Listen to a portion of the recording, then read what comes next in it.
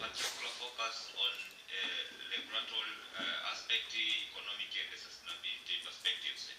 But in regulatory perspective, we focused on the rules, policies, institutions that governs how microfinance institutions operate. And particularly, we aimed to examine how the government agents like the Bank of Tanzania, the Ministry of Finance, and the Cooperative Development Authority, they set standards for licensing, interest rate reporting, and some kind of consumer protections, so that to ensure that the microfinance institutions operate transparently, they protect clients' money, and they contribute safely to financial inclusion. But on the aspect of economic perspective, our interest was to examine how microfinance institutions, they contribute to the wider economy, including the job creation, income generation, business growth, and all those. However, we were interested to explore more on how microfinance, they support financial inclusion, that the people have the access to and they use the affordable financial services that help particularly smallholders, farmers, and entrepreneurs access credit and the other financial services to stimulate economic development at local and national levels. But in the aspect of sustainability, our interest was now to examine how microfinance can operate responsibly and effectively over the long term, balancing the financial, social, and environmental goals, as to ensure that these microfinance, they are financially self-sufficient in terms of profitability, but also protecting the client welfare.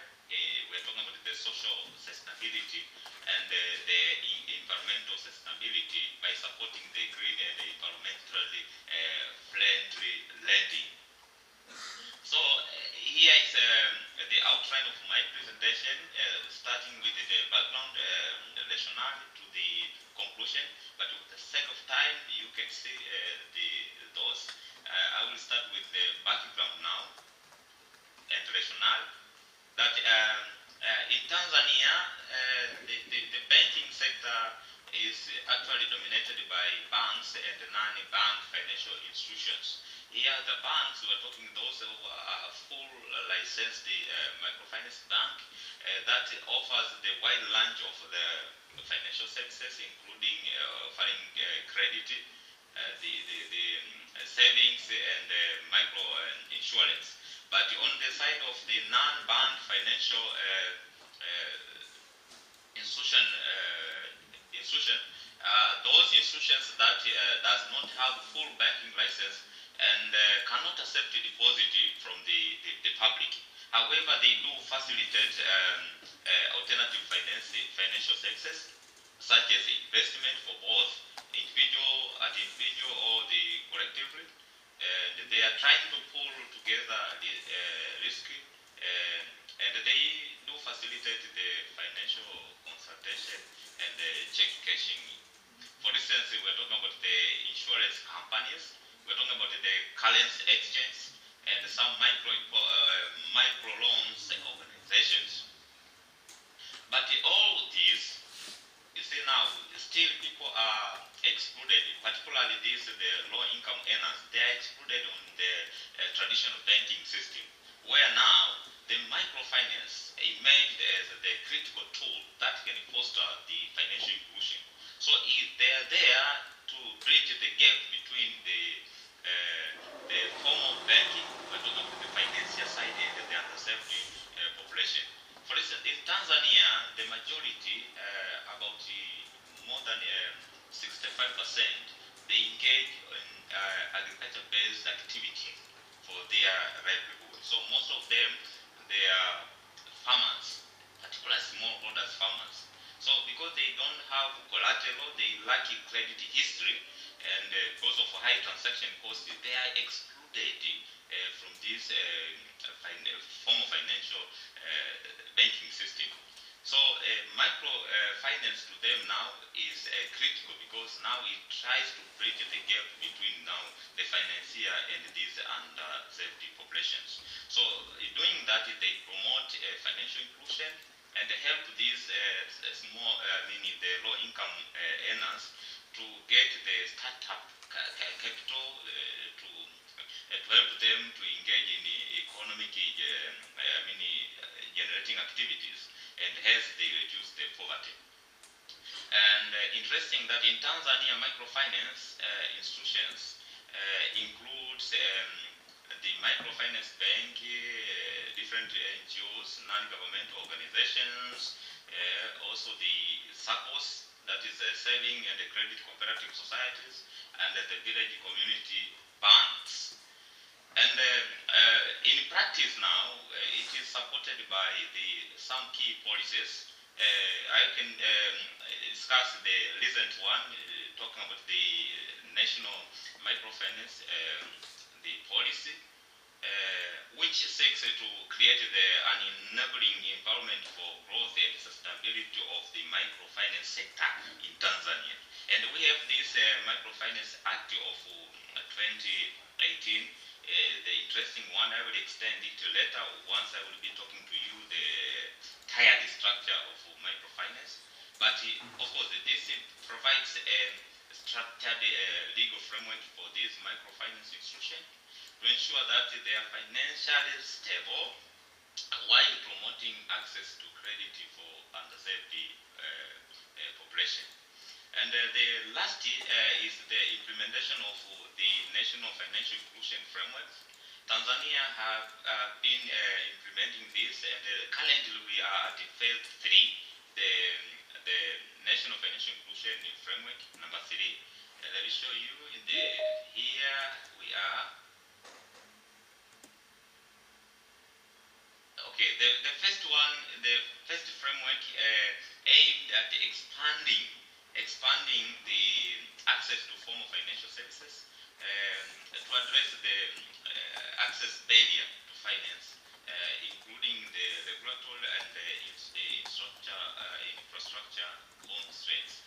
And from the data now, we can see now there is an improvement of the access from 2013 to 2017 from 42% to 86%, while the usage increased from 57.7 to 65.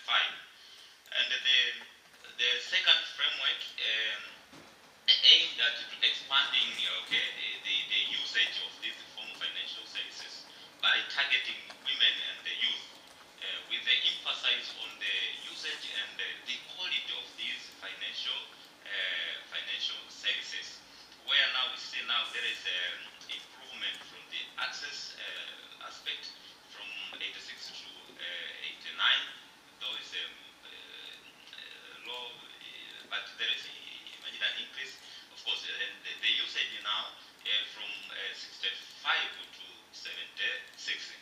So the interesting part is on the phase number 3, which aims to expand now the access to ensure that all have access and they use the broad range of the affordable and the quality financial products and services that can improve the financial well-being and the livelihood of Tanzanian citizens. Particularly in implementing this, this framework is grounded on the main 3 principles. One is we're talking about the flexibility, and we're talking about the issue of collaboration and evidence-based implementation. With the flexibility here, it aims to provide an enabling and flexible legal and regulatory framework for financial inclusion, while also encouraging the collaboration, the private sector engagement, private sector and the other stakeholder to leverage this strength in implementing financial inclusion framework. And lastly, one is the evidence-based implementation, that is the financial inclusion initiatives are implemented based on the data and the incremental learning. That's why it needs to be updated here and there. So with the purpose and the objective now of this study is to examine the microfinance institutions from the regulatory, economic, and sustainability perspective within the Tanzanian's evolving financial ecosystem. So our aim was now to provide just a deeper understanding on how microfinance institutions they operate within the broader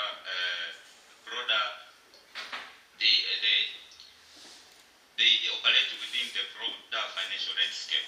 So our discussion aimed at linking the theory and practice, that we wanted to link the financial regulation to the tangible development outcome in Tanzania. So with the three specific objectives that we wanted to analyze the regulatory frameworks and the institution performance.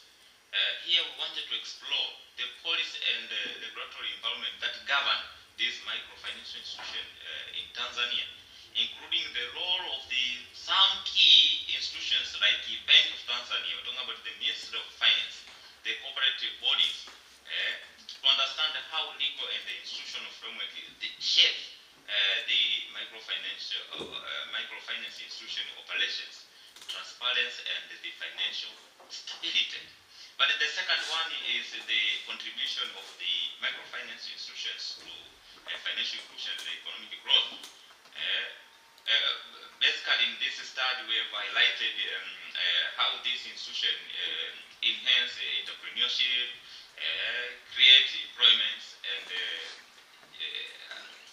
help in generating the income at the household level, which are the key indicators of Tanzania's socio-economic transformation. And lastly, the objective is to identify the key operational and regulatory and market-related constraints that affect these institutions, so that to propose actionable policy recommendation. With the methodology, because of time now, is for you to understand that we've conducted this in Tanzania, and we employed the qualitative documental review because it enabled a detailed, contextual, and policy-oriented examination of microfinance institutions based on the existing reliable records and publications from BOT, from International Monetary Funds, World Bank, and other national policy documents. So starting with the regulatory framework overview, is where now all these banks and non-banking financial institutions, they are under the BOT. So we have they are supervised by the Bank of Tanzania. The Bank of Tanzania is the one which is responsible for supervision of these institutions, to ensure that these institutions maintain adequate capital reserves, the issue of governance structure, and the robust risk management system. So as the overseer, it helps now to safeguard depositors' funds and promote institutional soundness. Okay, but with the Ministry of Finance and Planning, our concern here was in the terms of policy and legislation, while the Cooperative Development Authority on the third tier of microfinance, which is SACCOS, I will explain it later in the subsequent section, while the Tanzania Microfinance Regulatory Framework, our interest was on the laws, the secular and the licensing perspective. And based on the what we call Microfinance Act of 2018, it defines a clear structure highlighted for the sector by categorizing these microfinance institutions into different 4 tiers based on their activities and the risk profile. Okay, number 1 is tier 1, which involves the full life licensed microfinance bank. They offer full range of financial services like saving, loan, micro insurance. But typically they require collateral as land titles, valuable assets, and demonstrate creditworthiness. Whereas in some cases, some low-income earners do not have this collateral, so they end up being eligible, excluded from non-eligible, excluded from the financial services. But the second tier is the non-deposit taking microfinance institutions, which provide microcredit service without offering saving. But the problem here is their non-deposit taking status allow faster loan disbursement with fewer restriction, which is essentially, of course, help with some like smallholder farmer to meet the urgent working capital they need for their operation. But the problem is they reduce farmers' financial resilience because they do not allow the saving.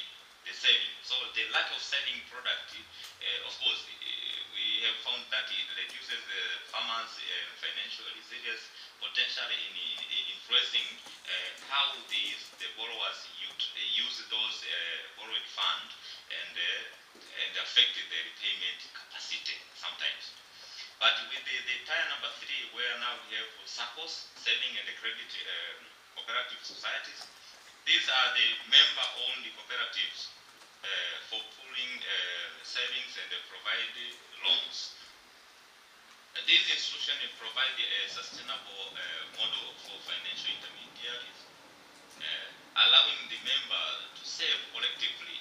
And this is most commonly in the rural area, where now the members, they save collectively and they access microcredit at a relatively lower interest rate compared to the commercial banks. And the last one is the community microfinance groups, CMGs, like the Village Saving and the Loan Association, VSLOAs, and the BICOBAs, that provide the most basic financial services. Often they operate in formal. Sorry to interrupt, the time is over. Please, you can now come to conclusions. Okay, so some social economic impact is that we saw that there is improvement in the access to those financial services. At the same time, they are supporting these SMEs, and we saw that even the government comprehensive initiative is to empower the women and the youth so that they make informed decision, and there is a rural development. But there are still some challenges on the high interest rate and sometimes weak consumer protection and the financial literacy among the borrowers and some of those. So let me jump to the policy now, which is important here, and just the conclusion for today. So the policy implication and the future one is now to reduce the interest rates through subsidies and the better risk management. Is now the government to help in reducing this interest rate, and also to enhance financial literacy, improve the repayment discipline. Here is to work with those who are closely to this. For instance, if we're talking about the smallholders farmers, we're talking about the agricultural extension officers who works at the grassroots. So at least to help these farmers with the basic knowledge on the financial aspect. And also is to encourage the collaboration, strengthen the public-private partnership for outreach. And the other one is to invest in digital infrastructure to expand the mobile banking. But of course, for the sake of the time now, we have to note that the regulatory framework, it needs to update here and there, so that to ensure there is inclusivity and flexibility, because now the world is changing. For the sake of time, let me end here. Though I jumped the how it operates in Tanzania. We have formed these models in Tanzania. So they are working as a group where now the loan are provided either in a group and basically it's social collateral because most of these are poor, they don't have collateral. So they form groups and act as a social collateral to get the loan. And the individual lending model sometimes is there, but it needs now to assess the credit worthiness of the individual. But again, the mobile money model, like this, the mobile, they send through the pesa, money and all those. But the one is, which is interesting now is the Islamic microfinance to the Muslim community based on the three models, that is Mlaba, Msharaka, and Mlaba. Oh, for the time, thank you. Let me, maybe I will answer during the, if there is some questions, I will extend to the discussion. Thank you. Thank you very much, Lazaro, for a very interesting article. Also, thank you for submitting. You are the first one to submit the article already, without even receiving the other guidelines, so maybe it will require some adjustments, but I'm very grateful, and it will be published next year, and also invite others to publish. Now, because of time constraint, we can allow the maximum of 10 minutes discussion. If you have any questions or comments, so please, very shortly, a question or a comment to one of the presenters of today's morning session. Okay, if I don't see questions, maybe I will start myself. I have one request, one question and one comment to Mr. Hans. So my short request is, you use the term primitive economy. My request is maybe it would be better to say traditional economy instead of primitive economy. Sounds better, and this is actually what you meant probably. A question is, how can you explain a paradox in Rwanda that the country, as you said, has a very high rate of growth, economic growth. At the same time, it has a large margin, a large share of NGO sector in national income.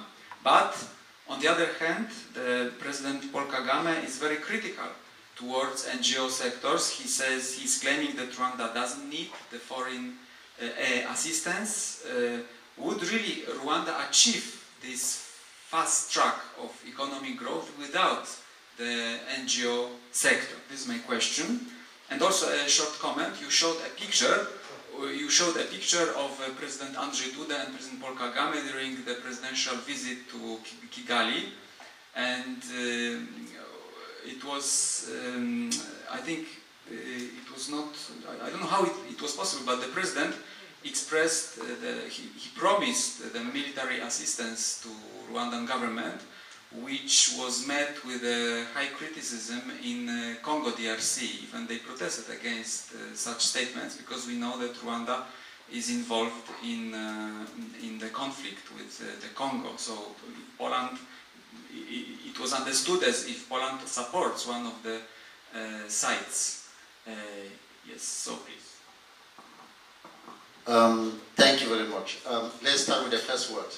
There are lots of terms which are being used, whether as in modern day research, or maybe, of course, in the pattern of research in terms of traditional economy, primitive economy.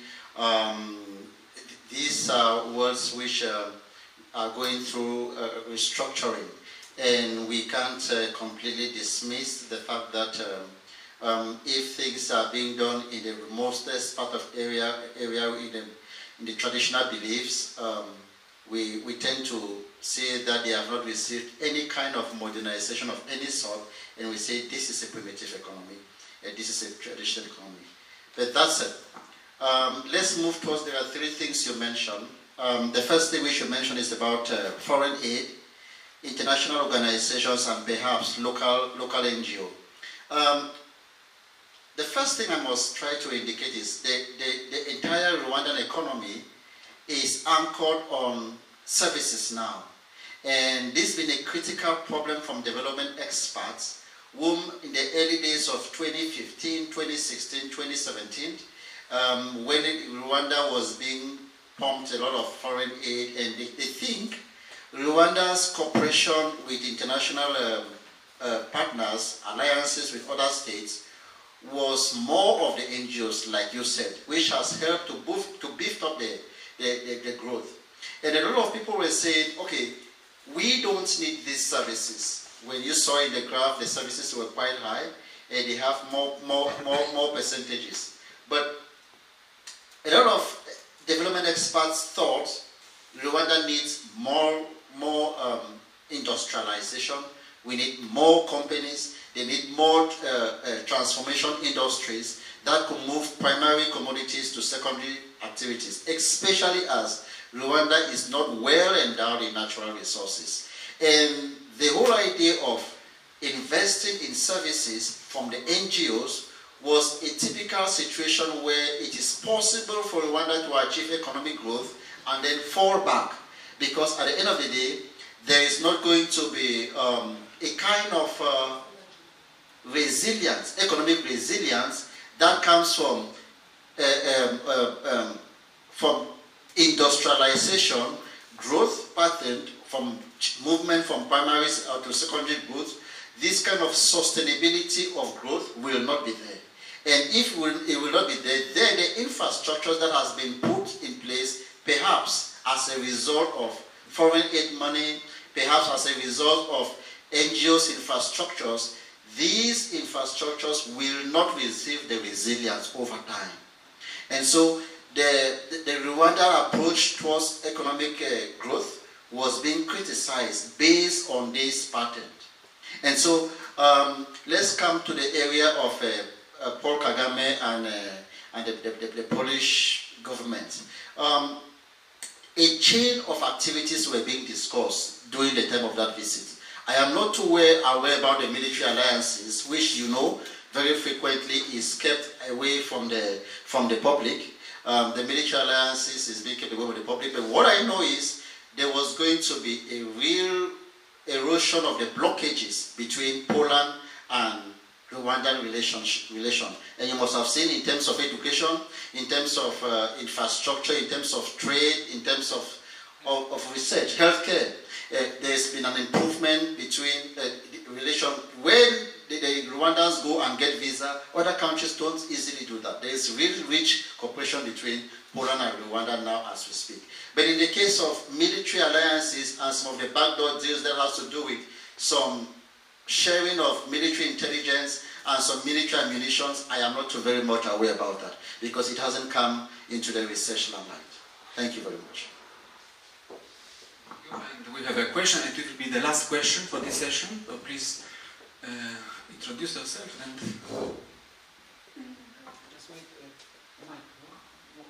Okay. Hello, my name is Professor Aleksandra Łukaszewicz, and my question will be short because I just wonder, and it will be to you.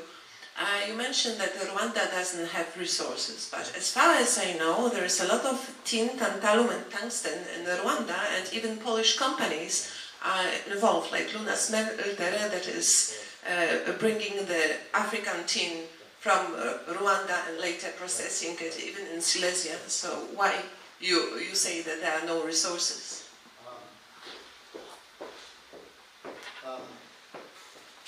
You are very correct, and it's a classical question. Thank you very much for the question. It was an overstatement to mean in Africa, and a kind of the global system rushing into Africa is a kind of resources kind of race.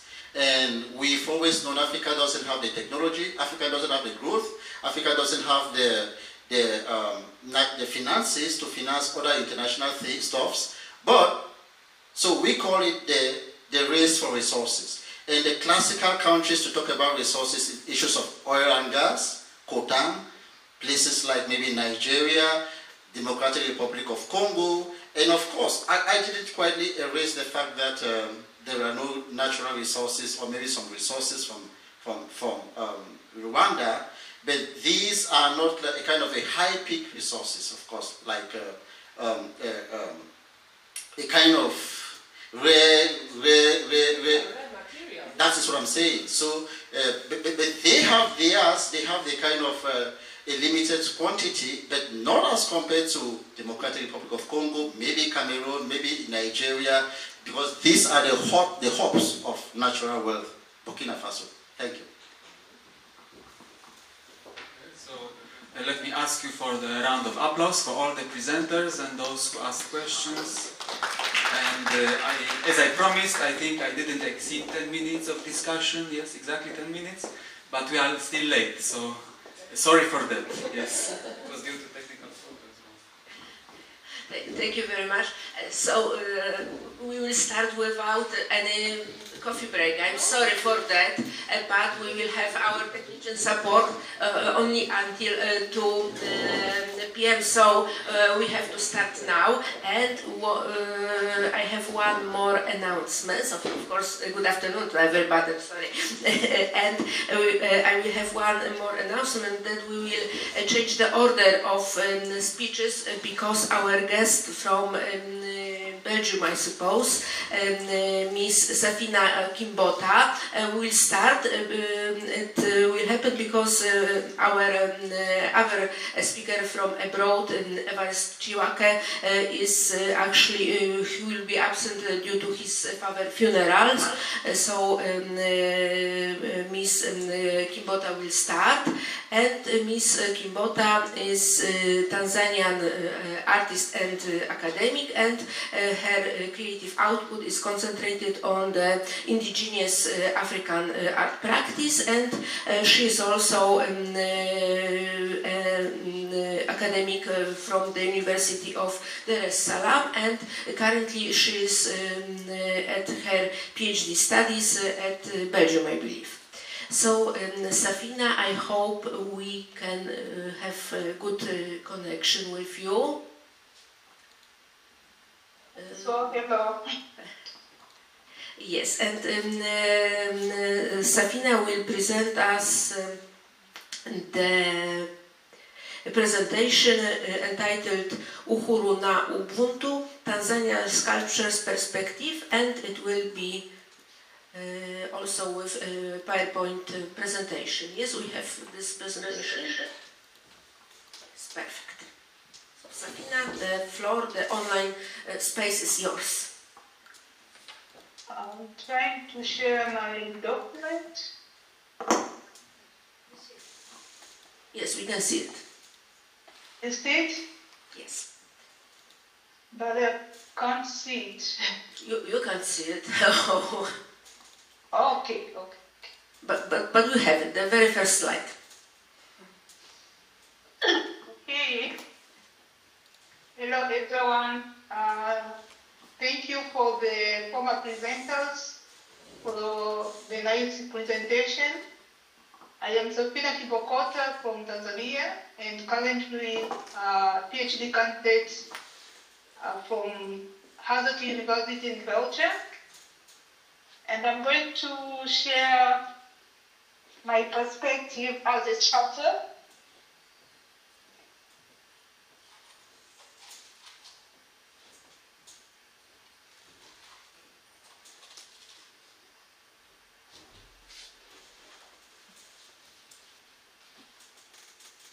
Safina, we can hear you. Can you hear us? Hello? Yes, we can hear you now. And we still have the very first slide. Point. Hello? We can hear you. We can hear you perfectly. Thank you. But the slide is still. Oh yes, now the slide also changed. Do you see the slides? Yes, everything is Okay. fine. So, in my presentation, I'll just cover only 4 parts. I'll start with the introduction. Then I'll cover the modern Macondo sculpture movement, which has got 4 particular styles from 4 sculptors, and then I'll conclude. So in this paper, I'll discuss how uhuru na ubunifu, which are Swahili words, which mean freedom and creativity. In Swahili cultural theory means more than being free from oppression.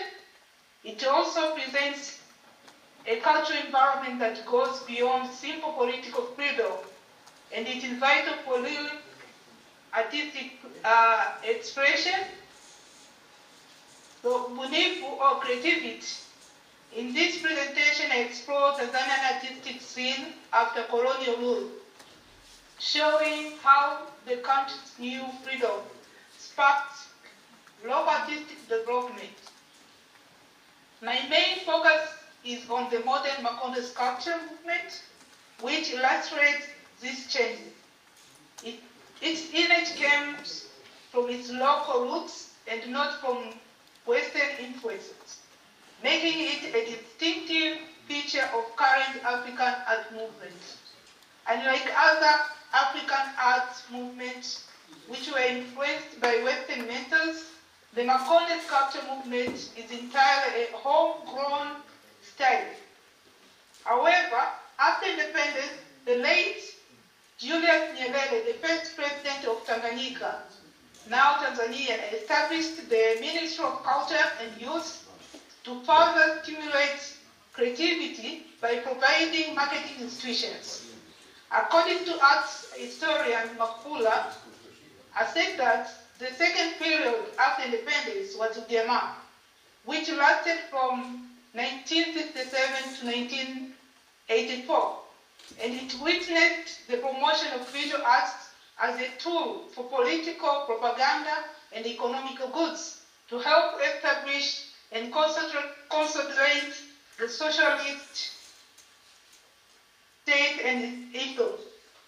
During the Nyerere regime, the idea of uhuru, freedom, and ubunifu creativity were closely connected to the Ujamaa philosophy. In the 1960s and 70s, the President Nyerere Ujamaa Party adopted the art form as a national symbol of political unity. Ujamaa emphasized on familyhood, collective effort, and self-reliance, might have probably inspired Makonde sculptors to create sculptures that reflect the Ujamaa theme. The Ujamaa philosophy focused on self-reliance, socialism, and the importance of family. The nation of self-reliance and working together played a very big role in the growth of Ujamaa, a popular wooden Makonde sculpture in Tanzania. By creating the Ministry of Culture and Youth, it offered essential institution and market backing direct the art itself, thus encouraging creativity by providing artists with economic foundation that affirm their cultural independence. The Makonde modern sculpture movement, this movement was formed by migrant Makonde sculptors who settled in Tanzania in the early 50s. The Makonde migrants came to Mueda village in northern Mozambique, bordering the Ruvuma River on the Makonde Plateau. Mueda was inaccessible because it was surrounded by thick forests full of wild animals. This was an advantage to the Makonde people because their culture was not corrupted through contact with foreign visitors like their neighbors in Newala and Mtwara on the Tanzanian side. They decorated their bodies with incised tattoo. Their teeth were felt, and women had lip plugs. Their neighbors called them the Omawia, the fierce.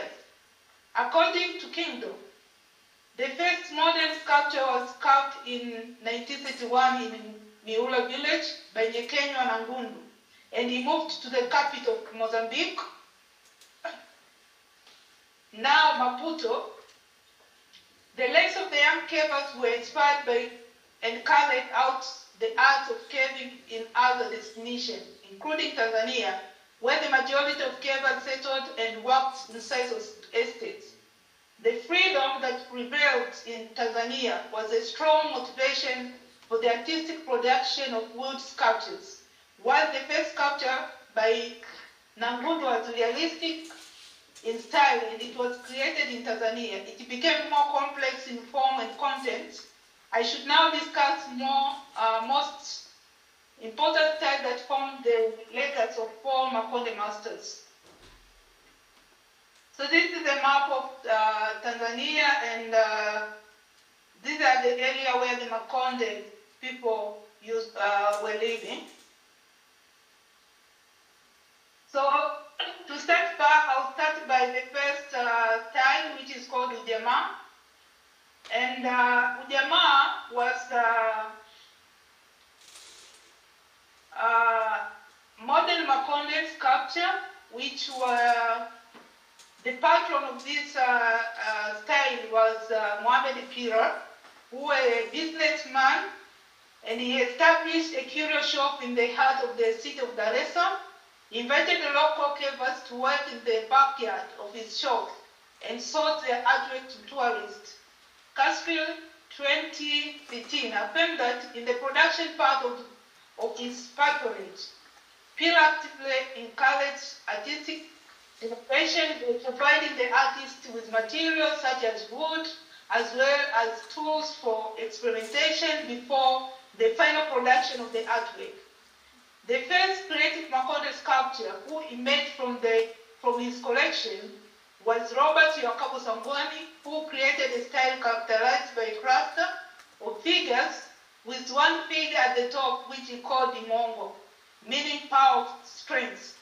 Sangwani told Pila that the sculpture was inspired by a Western march among the Makonde, in which the winner is sculpted shoulder high. When a political zealot saw it in the late 60s, he called it Ujamaa.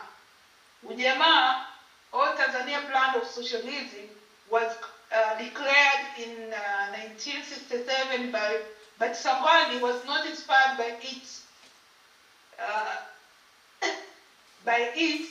by the Makonde Western, but he was inspired by Makonde Western game. It's a good example of freedom of expression that was not influenced by politics. However, Sangwani never objected to the name Ujamaa, which has been in use for all the 5 decades. This reminds us of movements such as Impressionism, Post-Impressionism, and Fauvism, which obtained their name from critics such as Louis Roger Fry and others. Today, there are several versions of Ujamaa that are inspired by Sangwani's first Ujamaa. Some versions depict animals and reptilia, such as the sculpture of Anangangora.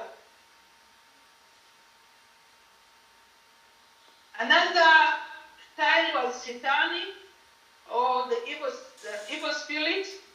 According to Kingdom, the first Shetani sculpture was invented in 1959 by Samaki Kamkoa. The sculptor was inspired by the mice of Nandenga, a bad spirit with single body parts. The spirit is said to have the power to punish villagers when taboos are broken.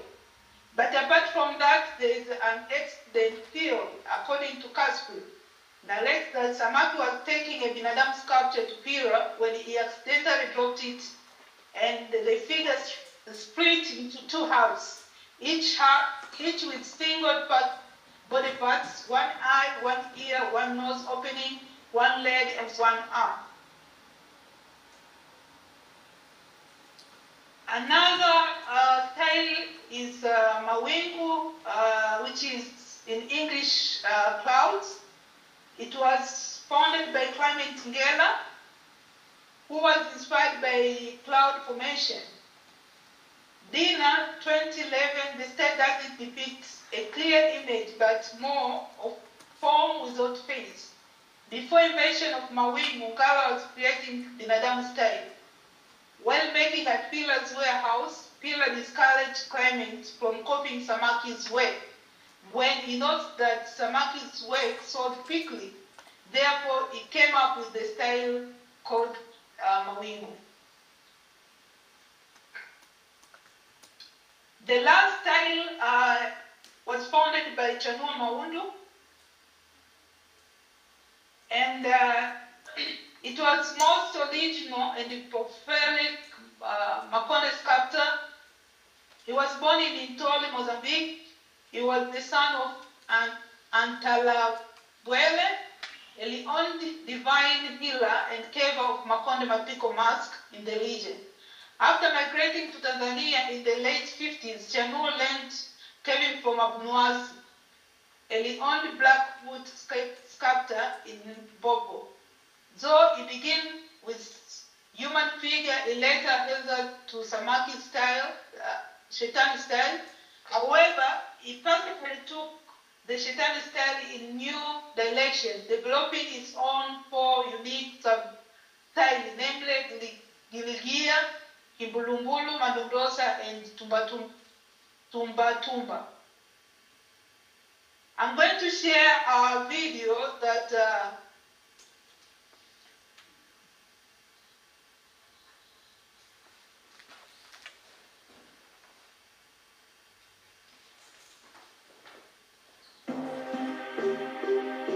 the video will try to... Have you ever met someone who is always on the move? You wonder when they sleep? That's a fitting description of the Makonde. Though it is said that they moved around in search of employment, one would rather believe that it was in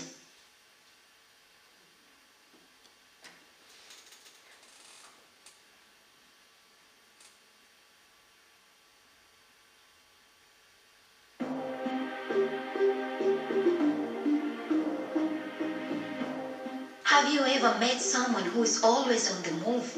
You wonder when they sleep? That's a fitting description of the Makonde. Though it is said that they moved around in search of employment, one would rather believe that it was in search of inspiration for their breathtaking art. Makonde are originally from southern Tanzania and northern Mozambique. They are renowned for their prowess in wood carving. Their elaborate mask and figurine recounts generation stories. Dimongo means a power of strength, which is locally political zealot later named it Ujamaa, was introduced by late Roberto Jacobo Sangwani, who migrated into Tanzania from Mozambique in the late 1950s. The original style represented a winner in a wrestling match who was carried shoulder high by his colleagues, represented in a cluster of figures. Shetani was created by Samaki Likamkoa in the 1960s. There are different theories regarding the fact that it brought about this kind of style. The most common one comes from the patron of Samaki, Mohamed Pera, who used to sell most of the work produced in the early 1960s to the early 1970s. According to Pera, Samaki brought to him a realistic carving that had accidentally fell down and split into two halves, leaving one eye, one ear, one nose opening, one leg, and one arm on each half. Pera suggested to Samaki to attempt carving a sculpture with a single body part. Samaki agreed and brought the work to Pera's shop, which was immediately sold, and he was encouraged to carve some more. And then Mawingu. Clemens Ngala was discouraged by Pera to copy Samaki's style. He came up with an original style which he called Mawingu. So Clemens then came up with an original carving of a human-like figure without a face, wearing a kind of headdress. In his right hand, which was raised, was the moon, and his left hand, which was lowered, it held the earth. Finally, we come to a master sculptor, Chanua Maundu, who came up with four styles named Giligia, Kimbulumbulu, Mandandosa, and Tumba, all inspired by traditional beliefs.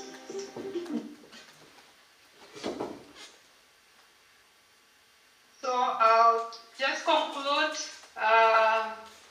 We have seen that Tanzanian peaceful environments have made it possible for cavers to come up with distinct styles that are found all over the world.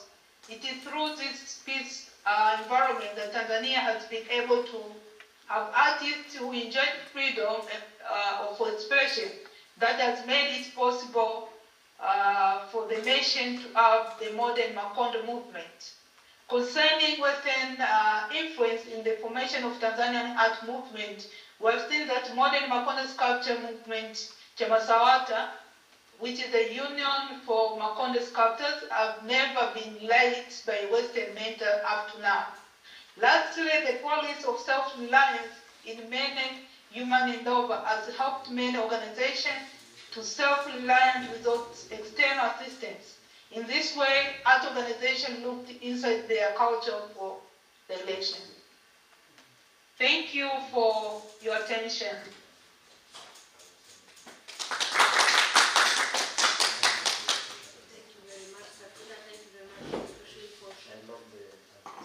Thank you very much, Sabina. Thank you for sharing with us this exceptional movie. And I would add to your presentation that next week we will have, together with Dr. Potakowska, a special exhibition at the museum, City Museum in Żory in Poland. And this exhibition will be dedicated to Macondo sculpture. So you are very welcome to this exhibition, and of course all of our viewers here are also very much welcome to this show.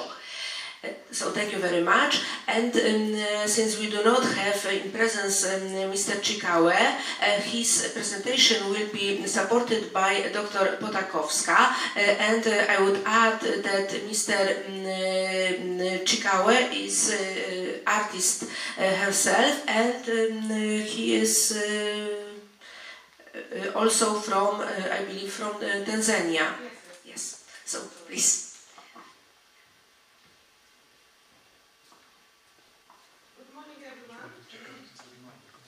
I decided to speak in Polish language because that will be easier for me, and I think so. We have a lot of guests from Poland, so that will be probably the first time when Evarist Chikawe will speak in Polish language, but still he needs to. Okay, so temat, który teraz chciałabym Państwu zaprezentować, to współczesna sztuka Tanzanii, wyzwania i perspektywy. I tutaj to ujęcie będzie właśnie wizją Evarista Chikawe, tanzańskiego artysty.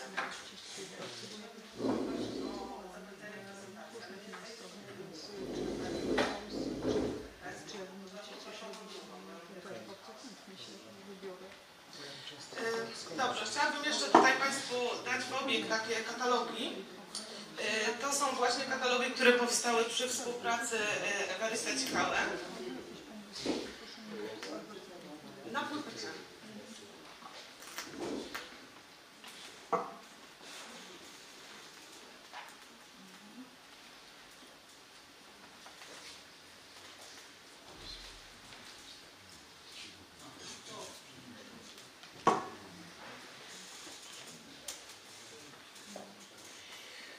Zacznę od takiego osobistego wprowadzenia dotyczącego historii Evarista, a w tle będziecie Państwo widzieć już za chwilę pracę tego artysty. To już, że tak powiem, jest moja inicjatywa, natomiast wydaje mi się, że będzie to zasadne przy tymże wystąpieniu. Evarist urodził się w Dodomie w 1974 roku. Od 1997 aktywnie działa na tanzańskiej scenie artystycznej. Współpracuje z galeriami i organizacjami takimi jak Instytut Gothego, Fundacja Vipadzi, czy też Ambasada Włoch oraz Belgii, Culture Heritage Center w Aruszy oraz Culture Arts Center na Zanzibarze. Jego droga artystyczna nigdy nie była prosta. Już od samego początku jego ojciec definitywnie przeciwstawiał się podjęciu jego kariery artystycznej, uważając, że nie jest to ani poważna, ani trwała ścieżka życiowa. Wsparcie szczęśliwie odnalazł u swojej siostry Stelli, która dodawała mu otuchy w chwilach zwątpienia i pomagała podążać za jego artystycznym powołaniem. I to właśnie doświadczenie ukształtowało jego twórczość. Kobiety stały się w niej centralnym motywem, symbolem wsparcia i ogromnej siły. Chikawe postrzega siebie jako pewnego rodzaju pomost między międzynarodową publicznością a tanzańską sztuką. jest przewodnikiem po rynku i wyzwaniach, z jakimi mierzą się lokalni artyści, a zarazem osobą wspierającą ich w nawiązywaniu globalnych kontaktów.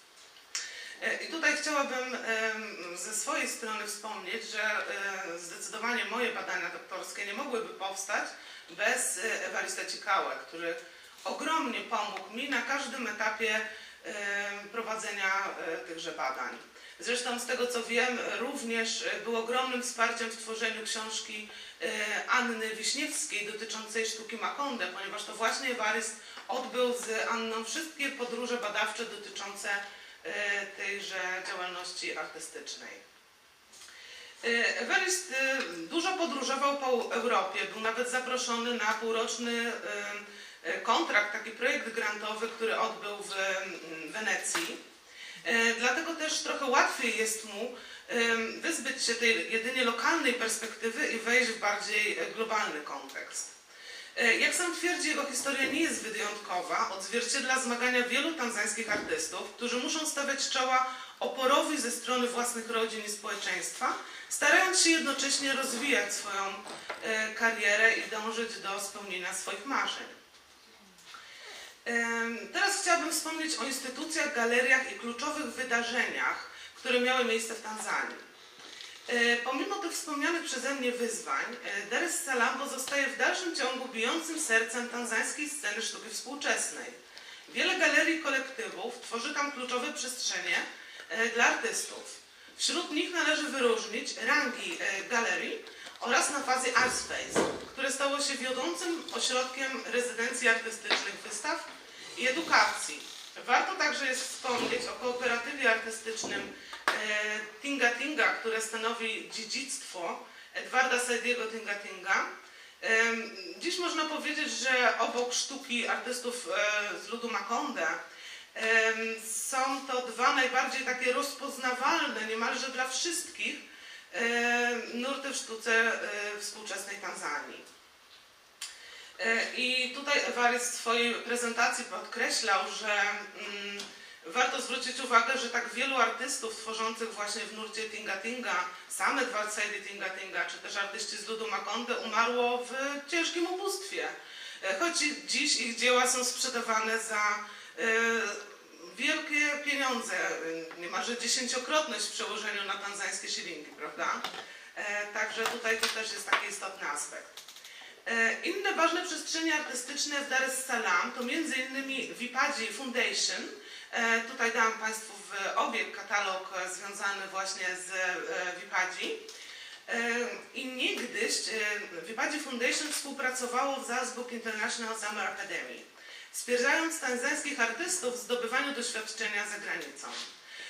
No i niestety tutaj brak sponsorów sprawił, że tego rodzaju wymiany stają się coraz rzadsze.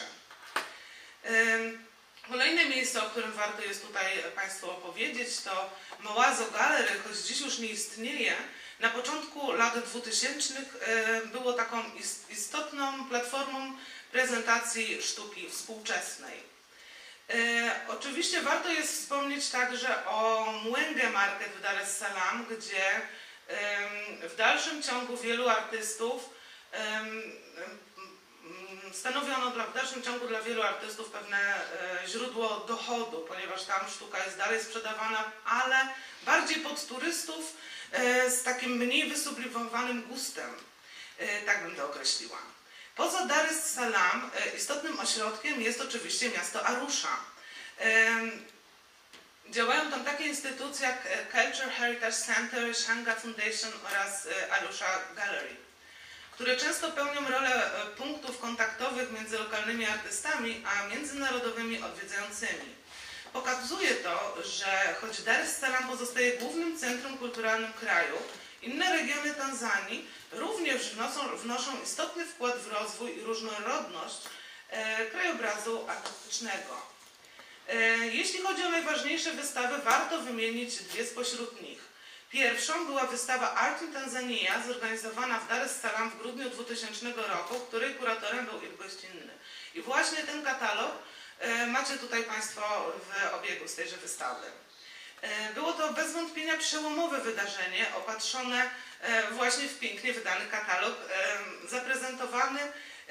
zaprezentowało ono najpełniejszy przegląd tanzańskiej sztuki współczesnej, jaki kiedykolwiek miał miejsce. Można określić, że był to taki kulturowy kamień milowy, który nawet dziś pozostaje najbardziej takim spektakularnym wydarzeniem na arenie współczesnej sztuki Tanzanii. Drugim istotnym wydarzeniem było East Africa Art Biennale, po raz pierwszy zorganizowane również w Dar es Salaam w 2003 roku przez East Africa Art Biennale Association. Wydarzenie to zgromadziło ponad 100 artystów z całej Afryki i spoza tego obszaru, tworząc taką wyjątkową przestrzeń do wymiany doświadczeń i zwiększania znaczenia sztuki afrykańskiej.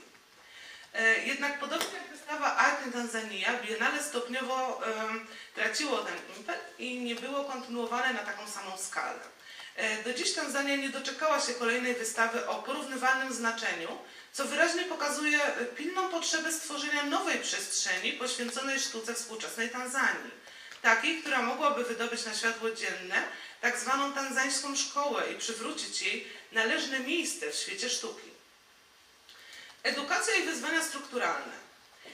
Edukacja pozostaje w dalszym ciągu jednym z najistotniejszych problemów.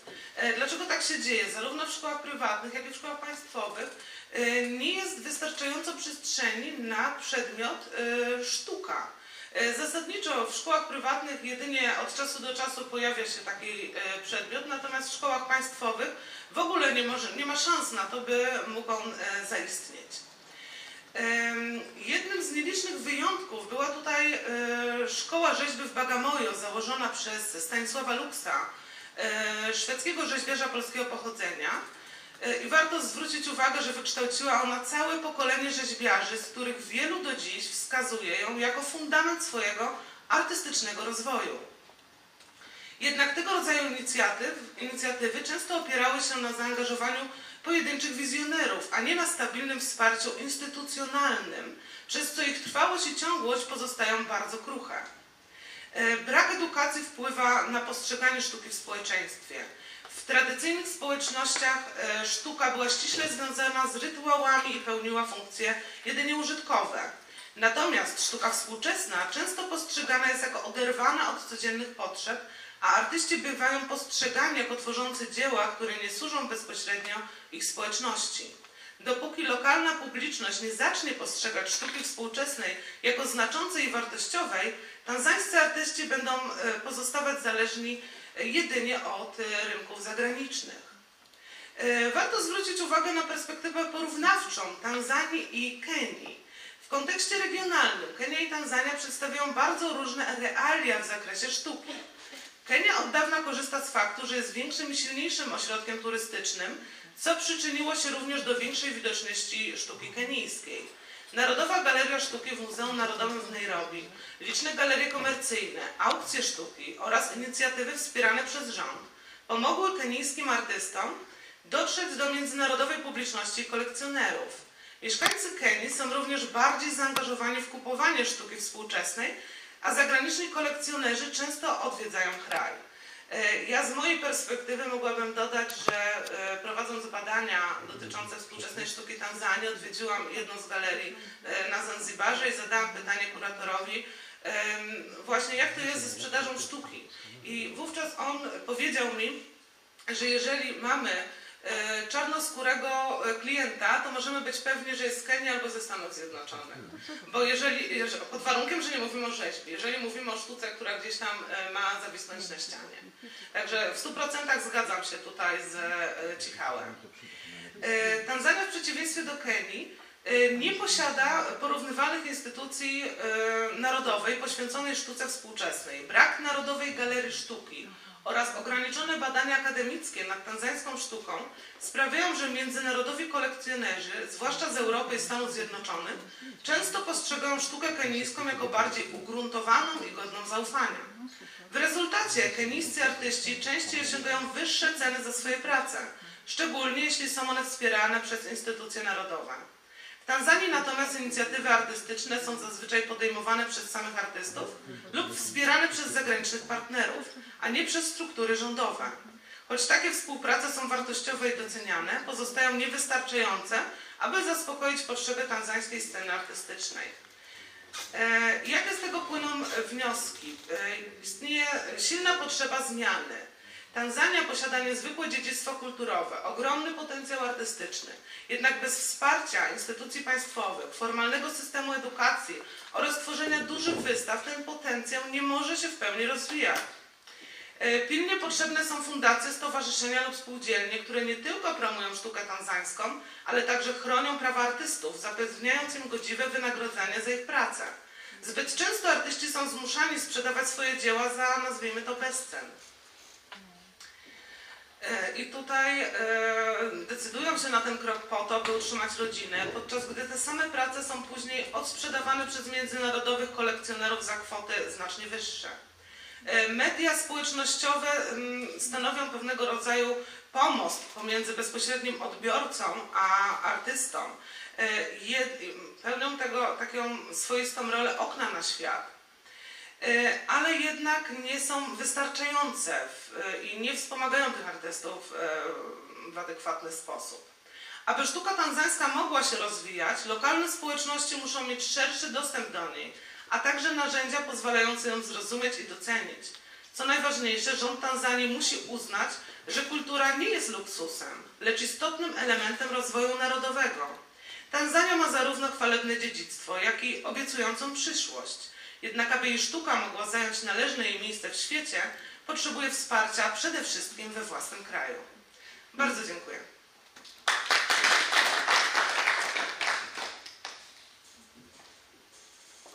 Thank you very much for this presentation of Mr. Chikawa Tots. And now we will have a next speaker. It will be Professor Aleksandra Łukaszewicz, who is a lecturer at the University of SWPS at Krakow and from the Silesia Academy in Katowice, and she is also a president of the Aesthetical Society from Poland, and she was also a coordinator of two projects from the Horizon 2020, and now she's also a coordinator of another project which is called SIPHI. CAFI. So please, the floor is yours. Thank you very much. The last project is Communities and Artistic Participation Hybrid Environments, and the other ones was, like, for example, Transcultural Perspectives in Art and Art Education, in which I had the pleasure to cooperate with Dr. Botakowska. Although I know mostly the best Kenya and Kenyan contemporary art scene that was mentioned already a while ago, I decided, because of the main topic of this conference, to focus on Rwanda. I am traveling to East Africa, mostly Kenya, since the beginning of 2018, and also now developing into more kind of private endeavor, opening the gallery focused on East African contemporary art. But I decided, yes, to focus on the topic and deliver the presentation on contemporary art scene and art education in Rwanda that I had the possibility to visit within the TPAAE project in 2022 with the Professor Mirosława Jarmułowicz. This was facilitated by the ambassador of Rwanda in Poland, Professor Anastasi Szaka. So let me start. I will have some I will be changing the slides. Or you will be changing? Okay. So, yes, we have to start a bit from this social historical context, because within this I would like to place the contemporary art and its condition in Rwanda. So, of course, we know that Rwanda is a country with exceptionally complex social and political history, and the genocide of 1994, during which around 1 million people were killed in just 3 months, left a deep collective trauma that the society continues to face today. After the tragedy, the state adopted a political national unity. Official distinctions between Hutu and Tutsi were abolished, replaced by a shared identity as Rwandans. The aim was to rebuild a sense of community and prevent future divisions. In this context, art has gained enormous significance as a means of expression and working through trauma. In moments when it is difficult to speak directly about pain, art becomes not only an aesthetic space, but also a social and a therapeutic one, a place where people can reclaim their voice and identity. A key symbol of memory and reconciliation is the Kigali Genocide Memorial, opened in 2004 at the burial site of 350,000 victims. It serves both, we stay here because it serves both as a reminder and a call to reflect on how culture can rebuild a future free from violence. This is the one. No, we stay here. So, it was also already mentioned today that the country is developing very fast and is considered to be the fastest developing economy in East Africa. Yes, the President Paul Kagame, who is seen both as a visionary modernizer and authoritarian ruler, pursued a development strategy inspired by the model of Singapore and South Korea. As a result, the economy has been growing at around 7% annually, and Rwanda has become a symbol of stability and order. The government has invested heavily in infrastructure, transportation, education and technology. New roads, a national airline, an airport and a conference center have been built, as well as the Kigali Innovation City, a project designed to make Rwanda a Pan-African hub for technology and innovation in partnership with institutions such as Carnegie Mellon University Africa. At the same time, the country remains under strong political control. Kagame has been accused of suppressing opposition, limiting freedom of speech and maintaining highly centralized system of power. This duality, the coexistence of authoritarianism and visionary leadership, defines contemporary Rwanda, a nation undergoing rapid modernization but under close state supervision. As part of economic development and poverty reduction strategy, Rwandan government has also launched the Green City Kigali project, an ambitious vision for sustainable urban development in Africa. This initiative demonstrates that green cities are a viable and profitable alternative to traditional urbanization, and that similar solutions can be implemented across the country. This project integrates affordable housing, green technology, efficient resource management, and inclusive urban planning, setting a new standard for sustainable cities in Africa, one that could inspire other nations on the continent to pursue futures built on ecology, innovation, and social responsibility. Please, another slide. In this setting, art education is kind of limited in the university environment, and I will come back to this later. I will start from bottom to up, because NGOs are the main centers for art. Yes, this university-level art education is limited, so this non-governmental organizations and independent art centers play crucial roles in shaping country's cultural landscape. These art spaces provide room for artists, education and social dialogue. Among the most prominent are Inema Art Center, Neo Art Center, NP Art Center and the Art Rwanda Upanzi. There are also other smaller spaces such as Iteme, Idibe and 42nd that are enriching Rwanda art scene with the themes of equality, ecology and social engagement.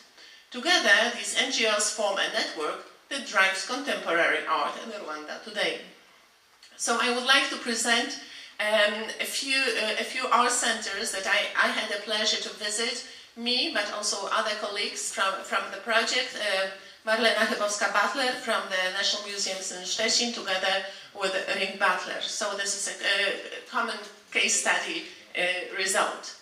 NPR Center in Kigali is run by Patrick Niznyama, who developed his practice at Ivuka Art Center that was founded by Ugandan visual artist Colin Sekujugo and closed in 2021 after losing its lease.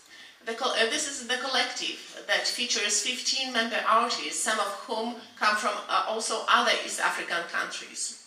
Its main focus is painting depicting scenes from Rwandan life, both urban and rural, as well as figures, animals, and abstract compositions.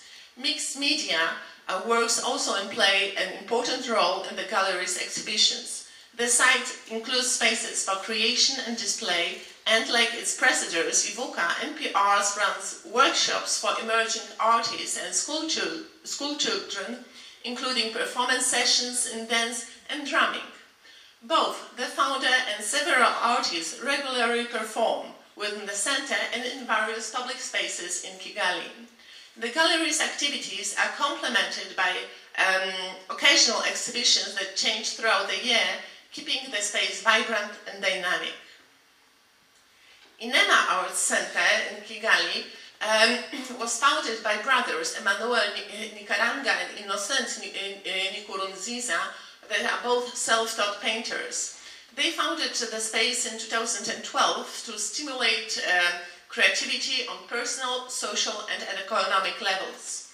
It is located in Katsiuru district. The spacious two-story center showcases there their own work, as well as that of their 4 artist brothers and other Rwandan creators, including members of the diaspora. Artist participants in INEMA residency program are also featured in regularly changing exhibitions. The center describes itself as the largest art hub in Rwanda. The works displayed there include monumental paintings and sculptures by 5 resident artists, among them the founding brothers. Within the abstract painting traditions, INEMA artists often experiment with canvas and bark, drawing inspiration from Western techniques such as spiral compositions and dripping that are popular stylistic approaches among Rwandan painters. In addition to exhibitions, INEMA runs an extensive community engagement program offering workshops in painting, sculpture, and dance, with also other activities for children. It also operates a small boutique where visitors can purchase artworks and jewelry created by INEMA artists and by local women's cooperative. Neo Arts Center in Kigali. They are mostly, of course, centered in Kigali. This was founded around a decade ago by Nyosema Pacific, the adopted son of Canadian missionaries. And it is a vibrant space dedicated to painting, sculpture, and performance, that is including dance, drumming, and poetry. The collective brings together 17 artists whose work supports the NEO Foundation, the main sponsor of the center. The non-profit organization allocates its income to assist women and children at the risk of exclusion in Kigali and its surroundings. The center also includes a cafe gallery, which provides additional funding, and in addition to displaying paintings by Pacific and members of the collective, NEO offers studios and creative spaces for artists and community groups to work and perform. Tour operators regularly bring visitors to the center to attend music and dance performances held in the courtyard. The exhibited works range from still lifes to abstractions, including animal and human figure studios, as well as sculptures, some imported from neighboring Congo. Among the most recognizable styles are Tinga Tinga, originating in Tanzania, pointillism, and mixed media collages. Rwanda Ubuhanzi Kigali is a center for artistic creation and presentation spanning literature, visual arts, performance, and film that is managed by Imbuto Foundation that was founded by Rwanda's First Lady, Jeannette Kagame. In partnership with Ministry of Youth and Culture, this center aims to fill the gap in formal art education with Rwanda's highest education system. It is located in Kimihurura, and it supports winners of national competitions in a wide range of films, visual arts, dance and music, fashion, acting and theater, film and photography, and also literature. It organizes regular exhibitions and workshops and includes dedicated facilities for music and dance. Its courses are designed to equip Rwandans with skills for creative industries, enabling them to work professionally in the country's expanding cultural sector. Indiba in Kigali was opened by the painter Willy Karekezi, also in Kimihurura district in Kigali. It was both his own studio and a shared space for emerging artists who lacked studios of their own. The gallery and surrounding grounds display Karekezi paintings and sculptures alongside works by other artists who use the space. The space also features international artists who have spent creative residencies since Indiba's opening in 2018. Like many art centers in Rwanda's capital, Indiba runs community art programs that help compensate for the lack of formal education in the national system. Karekezi also serves as a mentor to young graduates working with the center who often guide visitors and assist with exhibitions. Before establishing Indiba, Karekezi exhibited in various venues across Kigali. Since then, he has presented his figurative paintings internationally in both Europe and United States. 42nd, Kigali. This was founded by the Belgian couple of Rwandan origin as an interior design studio and art gallery showcasing a wide range of works by Rwandan artists and craftspeople. The name comes from the number of the family home in Brussels where the founders grew up. The studio offers furniture, lighting, painting, photography and sculpture.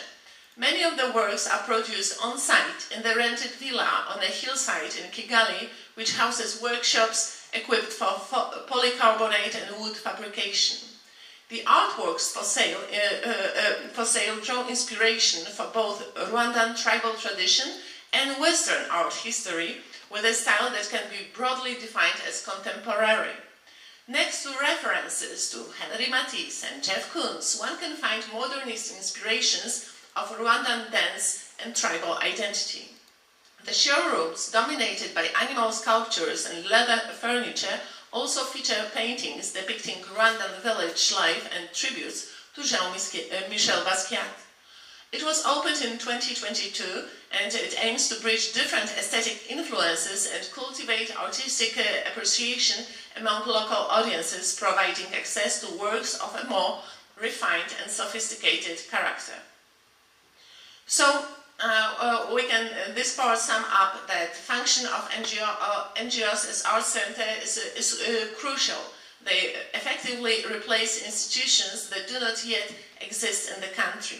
They serve as informal art schools, spaces for workshops, education and exhibitions. Instead of working in individual studios, artists share collective workspaces, which encourages collaboration, exchange of experience and community building. A particularly important aspect of this experience, of this model, is mentorship. Younger artists learn directly from more experienced creators such as Willy Karekezi or Epa Binamungu, who act as masters and artistic mentors. We can therefore say that NGOs fill the institutional gap, becoming laboratories for creativity and community, places where art is not only created but also used to build social relations, support education and facilitate healing after the country's difficult history.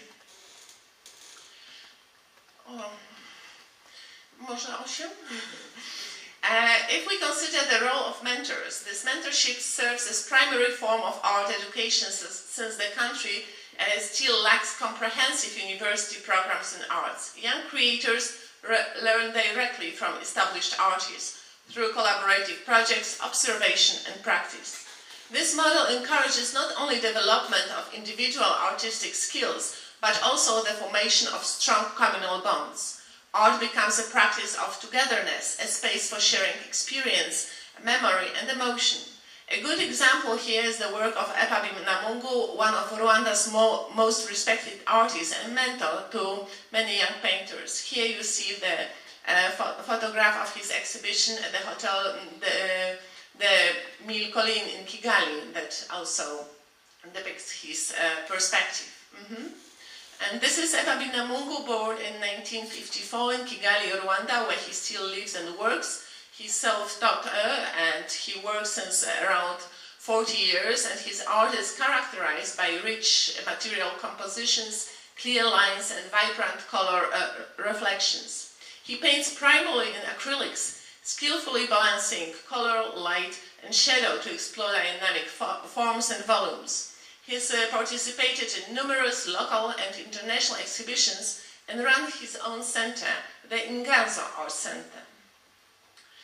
And if we consider formal art education, we have to turn first of all to the University of Rwanda, especially College of Education, that is taking active steps to address systemic challenges in teaching and learning, also arts. But here it is mostly also music, dance and drama. And its major initiative is the launch of this continuing professional development certificate in teaching and learning through dance, music, dance and drama. And this program aims to transform secondary school teaching methods and is supported by the international project Mobile Arts for Peace, informing the national curriculum and youth policy for peace building in Kyrgyzstan, Rwanda, Indonesia and Nepal. Mobile Arts for Peace uses art as a tool for education, peace building and mental health support. And the main objectives are to apply music, dance and drama in teaching and learning, to use this art form in peace building processes within schools and communities, and to promote mental health well-being through art-based psychosocial support. This project emphasizes local forms of art and culture as carriers of knowledge and communication. And this is it, the end of the official university education. And then we have to pass to Kigali International Art College. That is one of Rwanda's key educational institutions offering vocational and technical training in creative and technological fields, mostly in creative industries. This was established in response to the growing demand for professionals who can combine artistic skills with technical expertise in the labor market. So the program includes photography and video production, visual arts and graphic design, graphic design and painting, web design and IT, music and sound production, cybersecurity, data protection and information analysis. Kigali International Art College emphasizes learning through practice, collaborating with creative companies, media outlets and tech institutions in Kigali. And its goal is to prepare graduates for employment in creative and digital industries, which are a vital part of Rwanda's Vision 2050 development strategy. Unlike traditional art schools, Kigali International Art College integrates art education with new technologies, promoting innovation, entrepreneurship and interdisciplinarity. In doing so, it is a bridge between art, business and technology, strengthening the position of young creators in Rwanda expanding creative economy. Już kończę. Już jestem bliziutko. Czasowałam się. And this is a photograph from the visit that I participated in as the part of the delegation of Academy of Art in Szczecin in Kigali, organized by Professor Anastasi Shaka, the ambassador of Rwanda to Poland, in partnership with the Ministry of Foreign Affairs and International Cooperation in Rwanda. During the visit, we had the possibility to have meetings with the representatives of Ministry of Youth and Culture, Kigali International Art College, the Inganzo Art Center, led by Epa Binamungu, and the University of Rwanda. And this is one more school. This is the Rwanda School of Creative Arts and Music, the private body focused on generally creative arts and music. Visual arts also here appear. And it also, like Kigali International Art College, is focused on connecting creativity with practical professional preparation, seeking to strengthen local creative infrastructure, bridging traditional contemporary forms of artistic expression, and linking urban and rural environments. Through art education, it promotes Rwandan culture internationally, helping local creators to reach a global audience. However, here again, we don't have even baccalaureate. It is also it is just 3 technical program. authorized by TWETA, providing technical and artistic training in the field of music, visual. There are also some courses in visual arts and creative disciplines. It rather offers summer programs and supplementary courses in music, theater, dance, production, composition, opera, and music for different ages. It has got also online and hybrid education that allows to expand access to creative courses beyond Kigali. So just coming up to summing up. So if we think about Rwanda's contemporary art scene, it is a dynamically developing sector in Rwanda as well as in East Africa generally, although it can be placed like this: Kenya, Tanzania, Rwanda, rather in this line. And we can see that really in the aftermath of the 1994 genocide, art became not only aesthetic field, but also a social tool, a medium of memory, healing, and community reconstruction. And Kigali has become the heart of this creative renewal, home to numerous galleries and collectives, such as the ones that I've mentioned among the others.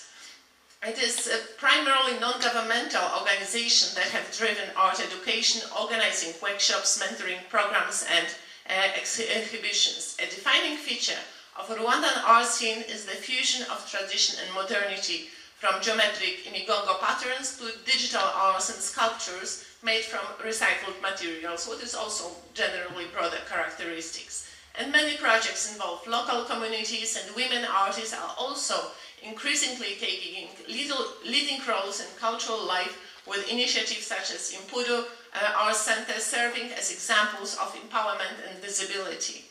Despite institutional and political constraints, Rwanda's art scene continues to grow dynamically, building bridges between past and future, local heritage and contemporaneity. So, in Rwanda, we can say that art plays a vital role both as tool for memory and as agent of social transformation. And maybe here it will be enough. Thank you very much for this extremely... Yes, I think I will present my lecture in Polish, but in English it will be entitled Between Facilitation and Responsibility, Problem of Collecting African Art from Polish and Global Perspective. And I decided to present it in Polish because I think this is the question in which we should, as a Poles, talk together first in our society, and then we should go with this question abroad. So I would like to ask you, because all of you are somehow familiar to the colonial problematic, to help me to discover this question, to find the clue if we as a Poles have really some skeleton in our closets. In this case it will be museum displays, showcases, or we are just onlookers in this dialogue. And tak jak powiedziałam, przejdę na język polski. Ta prezentacja to jest dopiero pewien zaczątek, myślę, takich szerszych rozważań, chociaż już są one prowadzone w Polsce, to nie jest ich tak wiele i wydaje mi się, że stanowiska są obecnie bardzo spolaryzowane. Tutaj jako pierwsze przykłady kolekcjonowania artefaktów afrykańskich można wskazać wiek XV, kiedy po zdobyciu Ceuty książę Henryk Żeglarz zaczyna gromadzić pewne przedmioty afrykańskie w Sagré i ono jest uważane za takie pierwsze muzeum, oczywiście w cudzysłowiu, poświęcone kontynentowi afrykańskiemu. Potem nadchodzi czas Kunstwunderkammer, czyli gabinetów osobliwości. Tutaj do jednego z najbardziej znanych należy gabinet osobliwości cesarza Rudolfa II Habsburga, który kolekcjonował z bardzo dużym zainteresowaniem także obiekty afrykańskie, ale oczywiście to jest taki rodzaj raczej symbolicznej kolekcji, która odnosi się do całego mikrokosmosu świata ludzkiego. I potem nadchodzi wiek XIX, początek wieku XX, kiedy zaczynają pojawiać się już takie regularne kolekcje związane ze sztuką Afryki. Oczywiście one wszystkie mają wydźwięk, no jak dzisiaj byśmy powiedzieli, kolonialny, chociaż oczywiście one oddają ducha ówczesnej umysłowości ludzkiej, tę chęć policzenia, zmierzenia wszystkiego i to takie jest, myślę, bardzo pozytywistyczne nastawienie do świata. Tutaj no też do pewnego stopnia myślę, że trudno mieć o to pretensje do ówczesnych Europejczyków. Powstają takie kolekcje jak Muzeum Vonkelkunde w Berlinie, czy Musée du Trocadero w Paryżu, czy wreszcie Musée for Central Africa w Tervuren. No i oczywiście nieco wcześniej już powstało British Museum, które wsławiło się między innymi tym, że przejęło i wciąż posiada bardzo dużą kolekcję brązów benińskich, które zostały zrabowane w 1897 roku. I no, tutaj od tego momentu właściwie zaczyna się ta wielka debata dotycząca tego, czy muzea, które były u swojego zarania muzeami etnologicznymi, tymi późno-XIX-wiecznymi, powinny zacząć bić się w piersi i jak uważa między innymi badacz Dan Hicks, który w 2020 roku opublikował słynną książkę właśnie dotyczącą brutalności w muzeach British Museum. Uważa on, że muzea antropologiczne nie są neutralnymi przestrzeniami przechowywania pamięci, lecz kontynuują przemoc kolonialną poprzez ekspozycję zrabowanych obiektów, a tym samym te instytucje według Hicksa stanowią broń kolonialnego panowania utrwalającą ideologię białej supremacji. No i tutaj jeden z przykładów takich właśnie jeszcze wczesnych kolekcji muzealnych, które zostały już w XXI wieku, na początku XXI wieku znacząco przebudowane. Te ekspozycje bardzo się zmieniły. Tutaj jako przykład można podać Musée Quai Branly, czy też zmiany, które zaszły w przestrzeni Muzeum Brytyjskiego w Londynie, aczkolwiek no, kolekcje pozostają wciąż te same. I tutaj część bardziej progresywnych, postępowych placówek muzealnych zaczęła prezentować kolekcje muzealne w jeszcze innej formie. To już jest, to są lata no, właściwie aktualne, bo ta dyskusja szczególnie nabrzmiała w ciągu ostatnich 3-5 lat. Niektóre muzea poszły tak daleko w swojej ekspiacji za te właśnie grzechy kolonialne, że zaczęły prezentować puste gabloty, sygnalizując w ten sposób, że właściwie 90 czy no niemalże 100% ich kolekcji w odczuciu współczesnych kuratorów są to przedmioty, które zostały zrabowane w okresie kolonialnym i powinny być zwrócone do krajów, z których te przedmioty pochodzą. I tutaj przykład takiej właśnie prezentacji, która miała miejsce w Forum Humboldta, to nowo otwarte muzeum, które prezentuje dawne zbiory Volkenkunde Museum z Berlina i tak jak Państwo widzą, nie ma zbiorów, są puste gabloty. Inne przemyślenia w tym obszarze właśnie prezentowania artefaktów z Afryki ma na przykład muzeum, to też bardzo znana kolekcja Muzeum Etnograficznego Pitt Rivers z Oksfordu i tam rozpoczęto taki program w 2018. No tak, powinno się zmieniać, tak, a się nie zmienia. No to tutaj bez... Ale tak Pani opowiada, że te puste Tak, no tak, ale to jednak dobrze by było, żeby się zmieniało.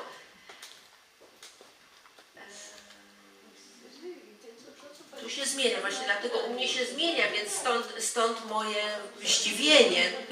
Na 2 komputerach się zmienia. A, jak informatyka, u mnie wszystko działa. Tak.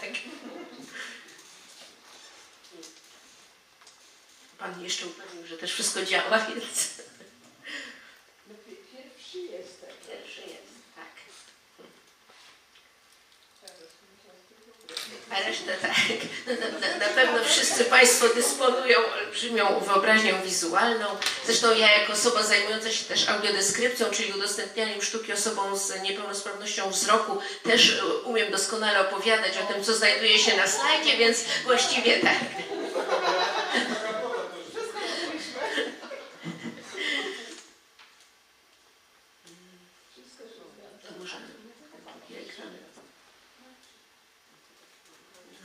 Ale to tak zawsze jest, że kiedy znika kompetentny, o wspaniale, bardzo, bardzo dziękuję. Więc to kolejny sposób na rozwiązanie właśnie tych problemów. Czy powinny to być puste gabloty, czy może jakiś inny sposób, i właśnie Muzeum w Oksfordzie zaprosiło w ramach takiego też wieloletniego projektu osoby z ludu Masajów do współpracy. To są Masajowie zarówno z Tanzanii, jak i z Kenii, do współpracy, do tworzenia podobnych przedmiotów w miejsce tych, które znajdują się w ich gablotach, do tworzenia przedmiotów z zachowaniem tej samej estetyki, do tworzenia przedmiotów, które zachowują ten właśnie tradycyjny charakter sztuki z obszaru Kenii i Tanzanii. Jeszcze inny pomysł, momencik, przepraszam, przerzucę tutaj kilka slajdów, bo chciałabym Państwu pokazać taką bardzo ciekawą wystawę, którą miałam okazję obejrzeć. To jest wystawa z Muzeum Bode w Berlinie. Ona miała miejsce pomiędzy rokiem 2017 a 2019 i to też był moim zdaniem bardzo ciekawy sposób na zaprezentowanie artefaktów z Afryki, bo one zostały zabrane z Muzeum Etnograficznego i umieszczone w muzeum, które prezentowało do tej pory bardzo klasyczną sztukę z okresu renesansowego z Europy, i po raz pierwszy wtedy dokonano takiego aktu porównania i identyfikacji, który nie byłby obciążony pewnymi zdefiniowanymi uprzedzeniami i konstrukcjami historycznymi, ale po prostu opierał się na podobieństwie stylistycznym. Muszę powiedzieć, że ta wystawa zrobiła na mnie olbrzymie wrażenie, bo w tym muzeum te przedmioty tak doskonale współgrały, nawiązywały dialog z tymi, które były prezentowane właśnie jako klasyczne przykłady sztuki wczesnorenesansowej i renesansowej, że to pokrewieństwo pomiędzy rozmaitymi artefaktami ludzkimi wydało mi się tak wyraźne, tak oczywiste. I proszę Państwa, jeśli chodzi o Polskę, bo pojawia się pytanie, czy my jako Polacy jesteśmy rzeczywiście obciążeni kolonializmem.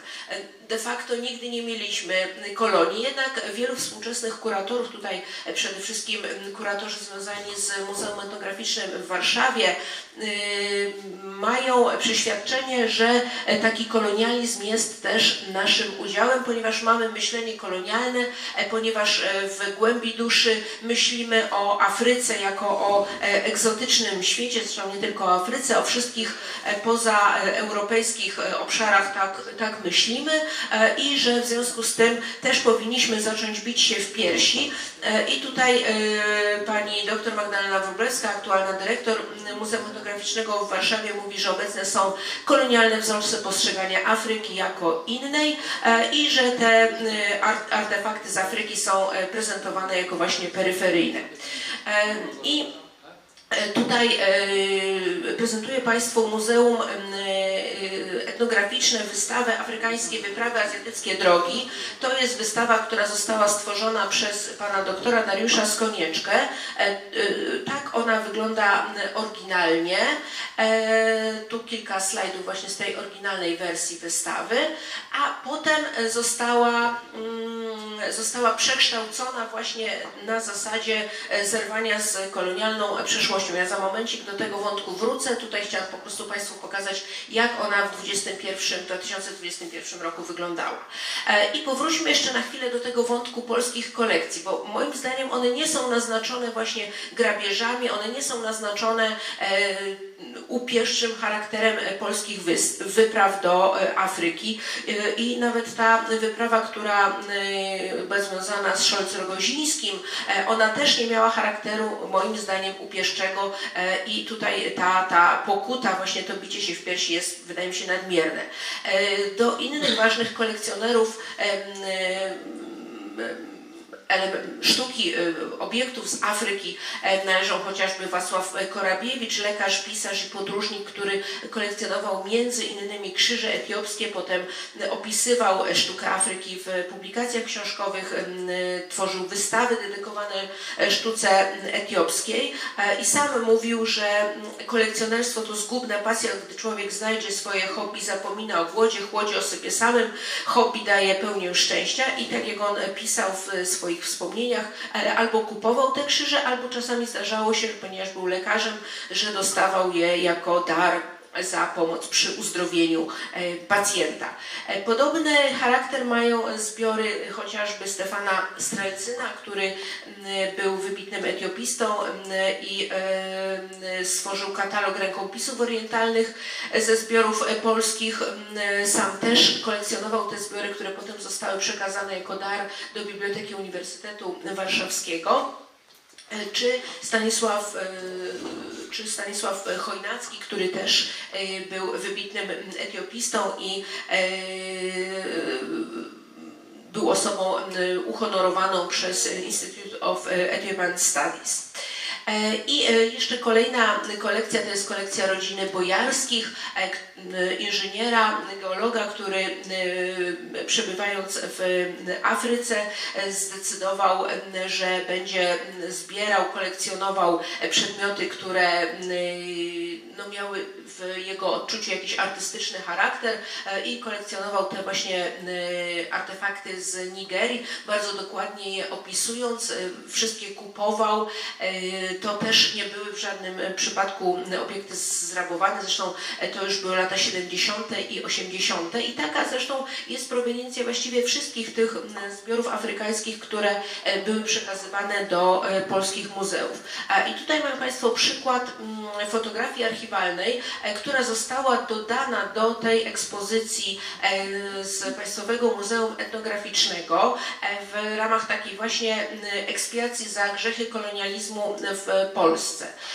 I tutaj jest zaprezentowana fotografia z początku wieku XX, no, gdzie Afrykanin jest traktowany jak obiekt właśnie taki etnograficzny i tutaj znajduje się podpis Murzyn z rozciągniętymi uszami, tak, Afryka Tanganika. No i oczywiście pada to straszne słowo Murzyn, które teraz jest wykropkowywane przez kuratorów. Ono stało się w odczuciu właśnie no, części osób zajmujących się Afryką no, słowem wulgarnym, słowem niedopuszczalnym w żadnym dyskursie. No i znów, czy właśnie prezentowanie takiej fotografii, czy ono rzeczywiście w pewien sposób tę narrację zmienia na bardziej cywilizowaną, czy po prostu jest to takie dość randomowe wyrwanie zdjęcia z kolekcji, zdjęcia, które no, odpowiada ówczesnej umysłowości ludzkiej, ówczesnemu podejściu do pewnych spraw. No tutaj pozostawię to pytanie do pewnego stopnia otwarte, bo nie znam na nie odpowiedzi. Tutaj pani Rajs i Wróblewska w swojej publikacji Practicing Decoloniality Museum z 2021 roku opisują właśnie jako 6 filarów dekolonizacji: widzialność, włączanie, dekoncentrowanie, empatię, przejrzystość i podatność na krytykę. No, moim zdaniem w prezentowaniu takim nachalnym tego typu fotografii ta empatia no, może niekoniecznie ma miejsce. No, z drugiej strony wyraźnie pokazuje, że Polska jednak była w pewien sposób włączona w ten proces kolonialnego myślenia. No i tutaj właśnie tę dekolonializację obie panie badaczki uważają za no, konieczną, taki proces rozplątywania kolonialnych haków, czyli struktur, praktyk, które wciąż kotwiczą muzea w imperialnym dziedzictwie. I tak jak powiedziałam, ta wystawa Beyond Compare z Bode Muzeum bardzo mi się podobała. Tutaj moim zdaniem to może być ten trop wspólnego działania. Też wydaje mi się, że wystawa Afrotopie, która również była prezentowana w Muzeum Etnograficznym w Warszawie, ma taki charakter, bo właśnie prezentuje tą współczesną, żywą sztukę z Afryki, o której mówiła zarówno pani profesor Łukaszewicz, jak i pani doktor Potakowska no, w imieniu Ewerysta i tutaj zresztą też Safina również opowiadała nam o sztuce Makonde. No więc właśnie teraz znajdujemy się my jako rasa biała, ale też my jako Polacy na przecięciu takich dwóch zwalczających się do pewnego stopnia nurtów w opisywaniu sztuki afrykańskiej, sztuki pochodzącej z Afryki. Oczywiście to jest generalizacja, bo nawet trudno powiedzieć, czy istnieje takie pojęcie jak sztuka w tych tradycyjnych kulturach z Afryki. Wydaje się, że raczej nie.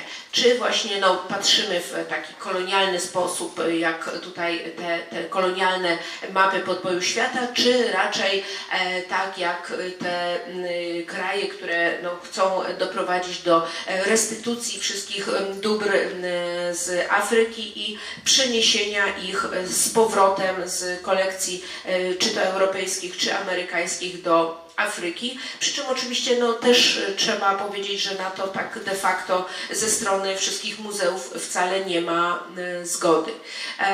I tutaj wydaje się, że powinien być przyjęty jeszcze inny model narracji, model opowieści, który z jednej strony by nie wymagał egzotyzacji i takiej właśnie oprawy inności, ale z drugiej strony właśnie potrzebny byłby pewien jednak kontekst, pewne współautorstwo i pewna równość narracji. I moim zdaniem do takich właśnie udanych ekspozycji można zaliczyć tę ekspozycję Beyond Compare z Berlina, czy Zeita Muzeum z Afryki Południowej. To jest stosunkowo niedawno powstałe muzeum, które zajmuje się prezentowaniem sztuki, nowoczesnej sztuki afrykańskiej. I też myślę, że nasi afrykaniści, bo tutaj zapraszałem już Państwa na wystawę do Żor, to jest wystawa, która powstała w dużej mierze w oparciu o zbiory Eugeniusza Rzewuskiego, dyplomaty, ale też i afrykanisty, który pisał o sztuce ludu Makonde, którą kolekcjonował. Tak jak Państwo widzą, to są piękne prace, które zostały bardzo ciekawie sfotografowane przez Piotra Sadurskiego jako takie właśnie niezwykle piękne, estetycznie wyrafinowane eksponaty, które nie mają nic wspólnego z jakąkolwiek sztuką prymitywną. I jak Rzewuski pisał o swoich zbiorach. Afryka to kontynent, który w swej różnorodności i bogactwie kulturowym jest nieustającym źródłem inspiracji dla tych, którzy chcą zrozumieć świat. Czyli właśnie nie zawłaszczenie, ale raczej taka forma współuczestnictwa w edukacji. Wydaje mi się, że te projekty, o których mówiła pani profesor Łukaszewicz, są tego najlepszym dowodem, że takie właśnie współistnienie, adaptowanie pewnych wzorców to jest moim zdaniem jedyny sposób na odczarowanie tego właśnie kolonialnego podejścia. Dziękuję Państwu bardzo. I nasza ostatnia referentka, we will have the last panelist. It will be Dr. Zofia Potakowska once again, but now with her own thoughts, with her own lecture, which is entitled Współczesna sztuka Tanzanii, pokolenie młodych twórców, czyli w pewnym sensie jest kontynuacją. Dziękuję bardzo Pani Profesor. Teraz będę bardzo potrzebowała prezentacji, ponieważ bez niej po prostu nie istnieje moja prezentacja. W międzyczasie chciałabym... Sekundeczkę, może ja tutaj spróbuję?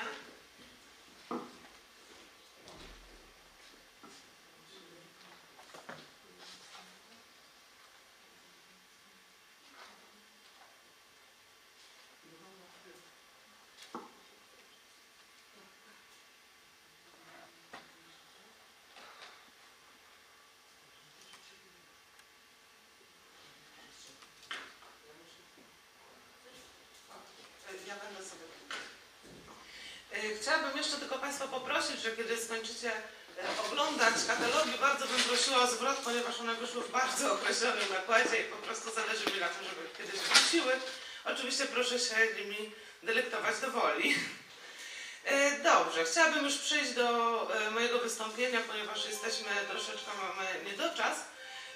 Pierwszy artysta, o którym chciałabym Państwu powiedzieć, a swoją uwagę będę tutaj skupiać jedynie na pokoleniu tych najmłodszych twórców. Co rozumiem przez najmłodszych twórców? Powyżej 20, mniej więcej do 35 roku życia. Także to jest to najbardziej aktualne pokolenie artystów tanzańskich. Pierwszy spośród nich to Barnaba Mnamba. Jest on malarzem i co ciekawe pochodzi z ludu Makonde, o którym dzisiaj już sporo mówiliśmy, natomiast nie jest rzeźbiarzem, a malarzem. Pochodzi z wielodzietnej rodziny, jego ojciec był rybakiem, matka gospodynią domową. Jego rodzeństwo było bardzo liczne, aż 9 ich było w domu, natomiast bardzo odbiło się na Barnabie pewne wydarzenie, które miało miejsce właśnie ostatnimi laty w jego życiu osobistym. Mianowicie jeden spośród jego braci, który również, tak jak ojciec był rybakiem, pewnego dnia po prostu nie wrócił do domu i jego ciało gdzieś zaginęło na oceanie. Także taka trudna sytuacja dla tego artysty i bardzo on to przeżył. Zwróćcie Państwo uwagę, prace, które teraz pokazuję, wskazują na ogromną biedę, która ma miejsce w Tanzanii. Barnaba jest bardzo dobrym psychologiem, jego psychologizacja postaci wręcz jest taka wibrująca. W oczach tego chłopca widzimy realne cierpienie. W swojej twórczości Barnaba przeciwstawia się wojnom, a przede wszystkim udziału dzieci, tak zwanych dziecięcych żołnierzy, których zjawisko jest no niestety w dalszym ciągu dość powszechne. I ta praca właśnie wyraża ten sprzeciw. Zdecydowałam się Państwu pokazać także te dwa dzieła, ponieważ one są bardzo intrygującymi kadrami. A zwróćcie Państwo uwagę, że ten kurczak, który tutaj się pojawia, za którym odnajdujemy zarys kontynentu i stopę. No i tutaj to zestawienie, prawda? Fit, czyli karmienie i stopa. Także dość intrygujący kontekst. Nieobce Barnabie jest również przedstawienie kobiecego piękna. Tak jak widzimy, zdecyduje się on niekiedy na ukazywanie portretów kobiet z dużą ilością detalu.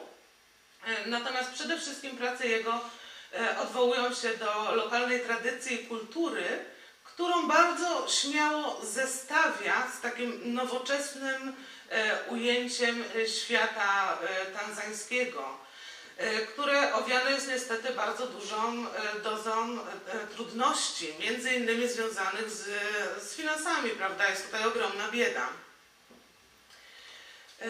Profesje, którymi trudni się lokalna społeczność, niekiedy wymagają dużo zaangażowania, trudu i jest to często pot i łzy. Co też możemy odczytać w bardzo refleksyjnym malarstwie Barnaby. Pytanie Who am I? Wskazuje na podejście mocno nostalgiczne i refleksyjne tego młodego człowieka i świadczy o jego ogromnej dojrzałości twórczej. Kolejny bohater mojego wystąpienia to Joseph Schola. Co ciekawe, jest on również uczniem Evarista Cikałę i w tym wypadku śmiało możemy powiedzieć, że jeśli chodzi o rysunek, to tutaj uczeń przewyższył mistrza, ponieważ rzeczywiście prace, które wykonuje głównie w kontekście piękna kobiet afrykańskich są przepełnione detalem, bardzo realistyczne, niezwykłej klasy prace rysunkowe. Nie wszystkie tematy, które porusza, są jednak tak bardzo proste. Widzimy tutaj dziewczynkę, która została stworzona tuż po wizycie w sierocińcu w Dar es Salaam przez Josepha Scholę. Generalnie wykonuje on portrety.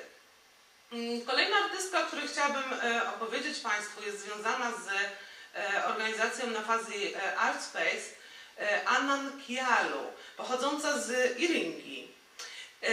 Głównie rysuje długopisem, tak zwanym ballpen, i jej prace odwołują się do bardzo wielu różnych istotnych zagadnień. Przede wszystkim motyw kobiety, kobiecości i wszelkiego rodzaju wszelkiego rodzaju kwestii związanych z matriarchatem i odejściem od patriarchatu jest tutaj istotny. Jej prace są takie dość instagramowe, można by powiedzieć, i bardzo mocno trafiają do pokolenia młodzieży, młodych osób zainteresowanych sztuką. Anna zwraca uwagę na wiele istotnych wątków, takich jak uzależnienie od narkotyków, czy też przemoc fizyczna, tudzież słowna wobec kobiet i ich pozycja w świecie nie tylko tanzańskim, ale także w nawiązaniu do globalnego kontekstu. Również tematem, który zdecydowała się poruszać, była pandemia COVID-19. Kolejna artystka to Hedwiga Tajro. Hedwiga oraz Anna dzieliły przez wiele lat studio na Fazy Art Space w Dar es Salaam. Hedwiga pochodzi z Kilimandżaro i chciałabym tutaj, z wykształcenia z geologią. To też jest interesujące, ponieważ zdecydowała się jednak tworzyć sztukę, mimo tego, że posiada zupełnie inny rodzaj wykształcenia, jak to zresztą jest dość powszechne u wielu twórców tanzańskich, szczególnie tego młodego pokolenia. Nie wspomniałam, że Joseph Szola jest inżynierem, a Annan Kialu pedagogiem i uczy w szkole. Także każdy z nich gdzieś tam poza swoją działalnością twórczą posiada też innego rodzaju zaplecze. Hedwiga w swojej twórczości zwraca uwagę na bardzo ważne, zarówno lokalnie, jak i globalnie wątki. Praca, którą tutaj widzimy, to kobieta ubrana w diamenty. Stanowi ona wyraz sprzeciwu tej młodej twórczyni wobec konsumpcjonizmu, ale także wykorzystywania pracowników, w tym również dzieci, przy pracy w kopalniach. Kolejne tutaj zestawienie obrazów, które Państwo widzicie, odnoszą się do brata Hedwigi. Jest on dość zaawansowanym autystą. Generalnie problemy zdrowia psychicznego są dla Hedwigi ogromnie istotne i stanowią wątek, który jest taką podstawą dla jej twórczości. W hołdzie złożonym bratu zdecydowała się wykonać na przykład taką dość monumentalną kompozycję, bo jest to praca 100 w kwadracie, czyli niemalże również na 100, ukazująca muchy, które kolekcjonuje właśnie jej brat autysta. Zdrowie psychiczne jest, tak jak wspominałam, bardzo istotnym wątkiem w twórczości Hedwigi. Tutaj mamy mężczyznę, prawdopodobnie bezdomnego, jak widać po odzieniu. Otaczają go różnego rodzaju przymiotniki, zarówno w języku suahili, jak i po angielsku, które określają to, jak społeczeństwo może go odbierać. Mówią, że jest głupi, że jest nic nie wart. I tego typu rzeczy chciałaby właśnie Hedwiga odczarować. Jej wielkim marzeniem jest założenie galerii, w której mogliby artyści sprzedawać swoją twórczość, ale także prowadzenia warsztatów dla osób z problemami psychicznymi, gdzie poprzez art-terapię mogliby tacy ludzie zdrowieć. Coś na zasadzie naszej łódzkiej galerii Odlot. Kolejny artysta, o którym chciałabym Państwu bardzo szybko powiedzieć kilka słów, to Tobias Minzi, artysta młodego pokolenia związany z Nafazi Art Space, ale również producent muzyczny. Na początku wykonywał swoje prace jako takie intrygujące kolaże na płótno, przyklejał fragmenty materiałów. Tematy były proste, takie jak rodzina, piękno afrykańskich kobiet czy też zwierzęta.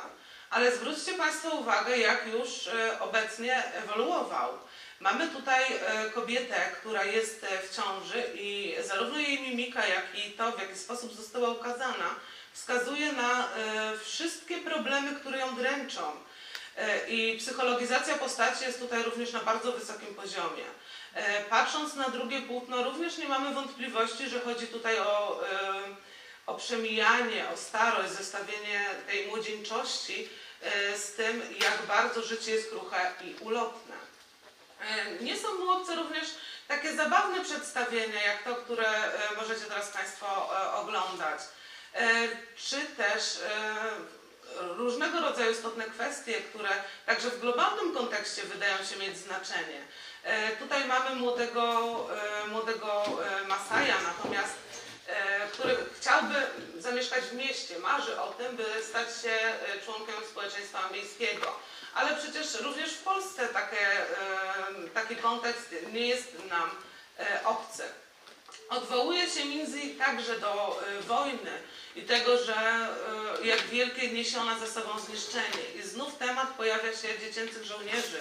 Wystarczy spojrzeć na tego chłopca i na jego przerażone oczy, by odczytać wszystkie emocje, które wręcz drgają tutaj. Minzy posługuje się także intrygującymi technikami. Także pojawia się w jego twórczości, tej dzisiejszej, motyw kobiecego piękna, ale zwróćcie Państwo uwagę, jak ciekawie on je prezentuje, malując na takich deskach znalezionych gdzieś w swoim otoczeniu. Praca ukazująca tą kobietę jest również bardzo ciekawa, ponieważ w zależności od tego, w jakim punkcie w pomieszczeniu się ustawimy, to tak pani będzie za nami wodzić wzrokiem i zupełnie inaczej będziemy mogli czytać jej twarz. Minzy zajmuje się także dekoracjami, takimi muralami naściennymi, ale głównie w pomieszczeniach służącymi do aranżacji wnętrz. Steve Mchomvu, w moim odczuciu również zasługujący na kilka słów, pochodzący z Kilimandżaro, związany z Nafazi Art Space, obecnie tworzący w Dar es Salaam, głównie tworzy w technice węgla na papierze, ale zdarza mu się również wykorzystywać w swojej twórczości pastel. Tak jak widzimy, tego chłopca z jabłuszkiem w ręku, jabłka same w sobie są bardzo ważne dla Tanzańczyków, myślę, że wszystkich, wielu mieszkańców Afryki, ponieważ ich jakość tego owocu w Tanzanii jest bardzo niska i zawsze, kiedy wracam do Tanzanii, moi przyjaciele proszą mnie o to, żeby przywieźć jabłka koniecznie. Także pierwsze, co robię, to właśnie przywożę. Jak spojrzałam na tego chłopca, to od razu to skojarzenie mi się nasunęło. Także zwróćcie Państwo uwagę, jak bardzo realistyczne są prace Steve'a Mchomvu. Jest on w moim odczuciu bardzo obiecującym młodym twórcą. Kilka słów odnośnie Jennifer Msekwa, pochodzącej z Aruszy. Dla niej tematy feminizujące, podobnie jak dla Anny Nkialu, są ogromnie istotne, ale przede wszystkim Jennifer Msekwa skupia się na kwestiach związanych z ekologią. Jest ona aktywistką ekologiczną. I tutaj znów pojawia się ten wątek naturaliów. Ona zbiera różnego rodzaju piórka, kamyczki, listki i przykleja je na płótno, tworząc właśnie takie bardzo intrygujące portrety, niejednoznaczne, które mają nawiązywać do ekologii. Masud Kibwana, pochodzący z Ndanda, co ciekawe, jest uczniem jednego z najważniejszych artystów tanzańskich, Maxa Kamundi, który również uczył Evarista Chikałę. Masud Kibwana swoje prace wykonuje w wyjątkowej technice, którą nazywa patches. Są to monumentalne dzieła, które stanowią coś pomiędzy kolażem a asamblażem, ponieważ są bardzo ciężkie, bardzo duże i to, co Państwo widzicie, to są różnego rodzaju warstwy materiału nakładane na płótno, przyklejane, komponowane i dopiero wówczas malowane. Także jest to naprawdę godne uwagi i niesamowite. Tematy poruszane przez Masuda, od takich prostych jak związki partnerskie, poprzez różnego rodzaju kwestie związane ze zdrowiem psychicznym i osaczeniem, tak zwaną samotnością pośród tłumu. Także Masud tutaj porusza odważne tematy, bardzo trudne. Również uchodźcy stanowią temat jego prac. COVID-19, pandemia COVID-19, czy też takie zamknięcie człowieka w ograniczeniach w jego własnej głowie, co w naszych czasach jest ogromnie ważnym tematem, zwłaszcza gdy rozpatrujemy ten problem w kontekście nastolatków, prawda? I osób, które coraz częściej są bardzo uzależnione od internetu.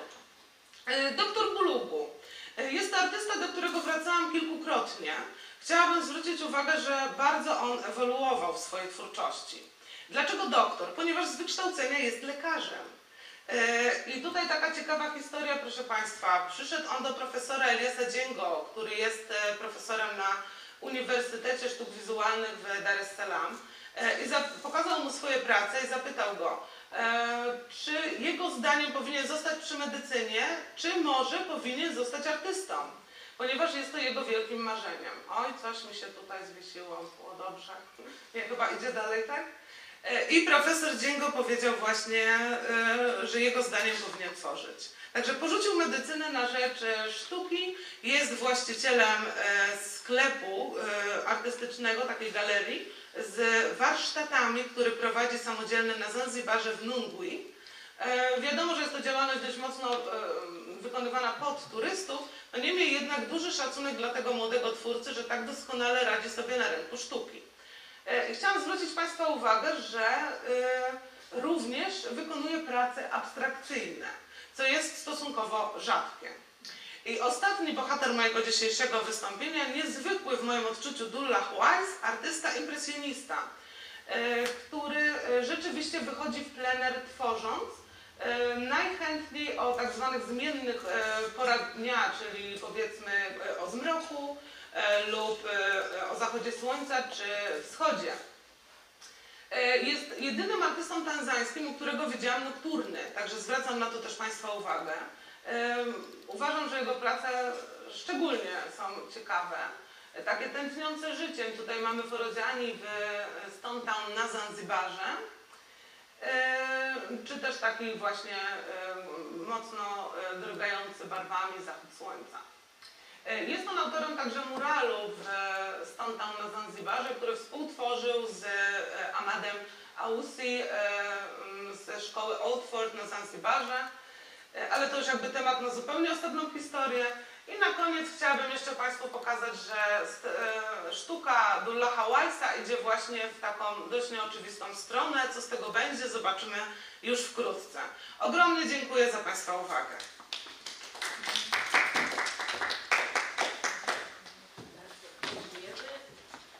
Teraz jest chyba moment na dyskusję. Tak, bardzo, bardzo proszę. To znaczy, ja bym zaczęła od Scholza Rogozińskiego, bo według mnie on jest kolonistą w takim samym znaczeniu, jak wielu z Polaków stało się kolonistami w Chorwacji, w południowej Francji, w Hiszpanii, we Włoszech, bo kupili tam mieszkania, że kupili tam domy. Więc dokładnie skolonizowaliśmy też na przykład południe Europy. Znaczy on tam coś sobie kupił w 4 jako kolonizatorzy, to po prostu brzmi śmiesznie. Ale mam inny problem. Czy ktoś z Państwa mógłby mi powiedzieć, dlaczego Murzyn źle się kojarzy, brzmi źle? Czy ktoś z Państwa wie dlaczego? Ja też starałam się zgłębić ten temat i jedyne takie w miarę przekonujące wyjaśnienie, na które trafiłam w warstwie językowej, to było takie, że ono pochodzi od słowa murzyk, czyli oznaczało takiego właśnie zniewolonego, tylko bardziej raczej jakiegoś po prostu człowieka o ciemniejszym kolorze skóry, niekoniecznie wcale Afrykanina. Natomiast ono nigdy nie miało moim zdaniem w języku polskim charakteru negatywnego, ono było po prostu określeniem. Dla mnie określenie, które teraz jest na przykład bardziej akceptowane, czyli czarnoskórzy, ma taki charakter bardziej uwłaczający. To znaczy, jeżeli chodzi o czarnoskórzy, to ja próbowałam właśnie tego użyć przy stole, siedząc z Peruwiańczykiem, Nigeryjczykiem, Gambijczykiem i chyba to było Wybrzeże Kości Słoniowej i jak powiedziałam, że chodzi o czarny kolor skóry, oni się popatrzyli na mnie z niesmakiem, po czym stwierdzili, jaki czarny, ty widziałaś czarny, my jesteśmy czekoladowi. I tak się zakończyła rozmowa. Natomiast to murzyk z jakiego języka?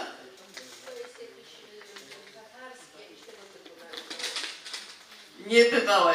To znaczy, ja powiem tak, z całej mojej wiedzy wynika, ale może też się mylę, że słowo murzyn pochodzi od polskiego starego słowa murzeć, murzenie i jest to coś blisko, dlatego że jak ktoś wie, co to jest czarny dąb, to wie, na czym polega ten proces. To jest proces, kiedy drewno wrzucone do wody robi się czarne. I to było nazywane murdzeniem. I generalnie z naszego punktu widzenia Afrykanin nie jest jakimś tam czarnym człowiekiem, tylko jest kimś, kto pociemniał. My mamy odwrotny punkt widzenia. To nie my pobieleliśmy, tylko oni pociemnieli, widocznie byli na początku biali. Więc dla mnie to słowo po prostu tyle znaczy. Nie wiem, dlaczego tyle zawziętości, jeśli chodzi o to słowo. I jeszcze tylko takie z moich drobnych obserwacji sztuki afrykańskiej wynika, jak na to wszystko patrzyłam. Tam jest coś, co jest tak bardzo często. Psychika, to co człowiek myśli, to jaki ma charakter oraz to, czym się zajmuje, co jest jego pasją, pojawia się w tej sztuce tak prymitywnej gdzieś na głowie. To jest bardzo często doczepione od góry, znaczy no jakby jeżeli to jest maska, no to po prostu jest to ta część maski nad twarzą, pojawiają się wtedy albo duchy opiekuńcze, albo coś, co jest ważne dla danego człowieka. Zdaje się, że jak bydło, to coś z rogami tam się pojawia, jeżeli jest hodowcą. I w tej nowoczesnej też coś takiego jest, że gdzieś tutaj się tak inkrustuje tą treść, to wnętrze gdzieś w okolicach głowy. Jest to niesamowite, że ja dostałam taki w prezencie portret kobiety, która ma jedną głowę, a dwie twarze, tak? I na pewno Państwo się z tym zetknęliście częściej niż ja. I nawet na Ciebie wyjaśniono, na czym to polega, bo to oznacza dwoistość ludzkiej natury, tak? I po prostu z jednej strony jest ta na przykład jasna część osoby, a z drugiej strony ciemna część osoby. No tak, ale to samo obserwujemy w sztuce Rzymu czy w kulturze, prawda? No twarz Janusa, prawda? Boga o dwóch twarzach. Proszę Państwa, nie wiem, czy jeszcze mamy jakieś pytanie, bo tu pojawiły się na czacie pytania do Safiny. Ona odpowiedziała na tym czacie, więc ja mogłabym Państwu udostępnić ten czat, ale nie wiem do końca, jak to zrobić. Więc gdyby Pan zechciał pomóc, bo tam chodzi o kwestie materiałowe współczesnych rzeźb Makonde.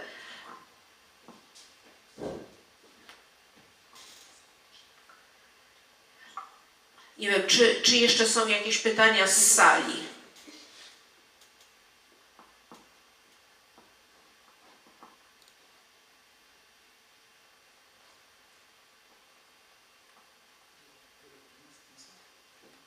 Chyba nie.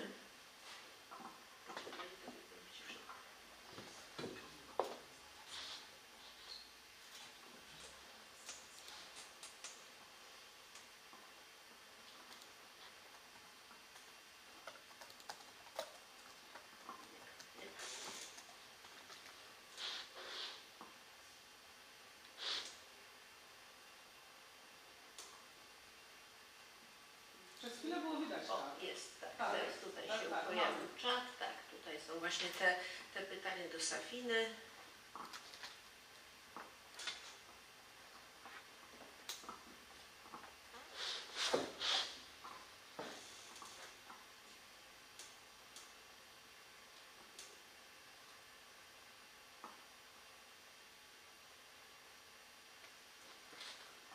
Czy jeszcze są jakieś pytania?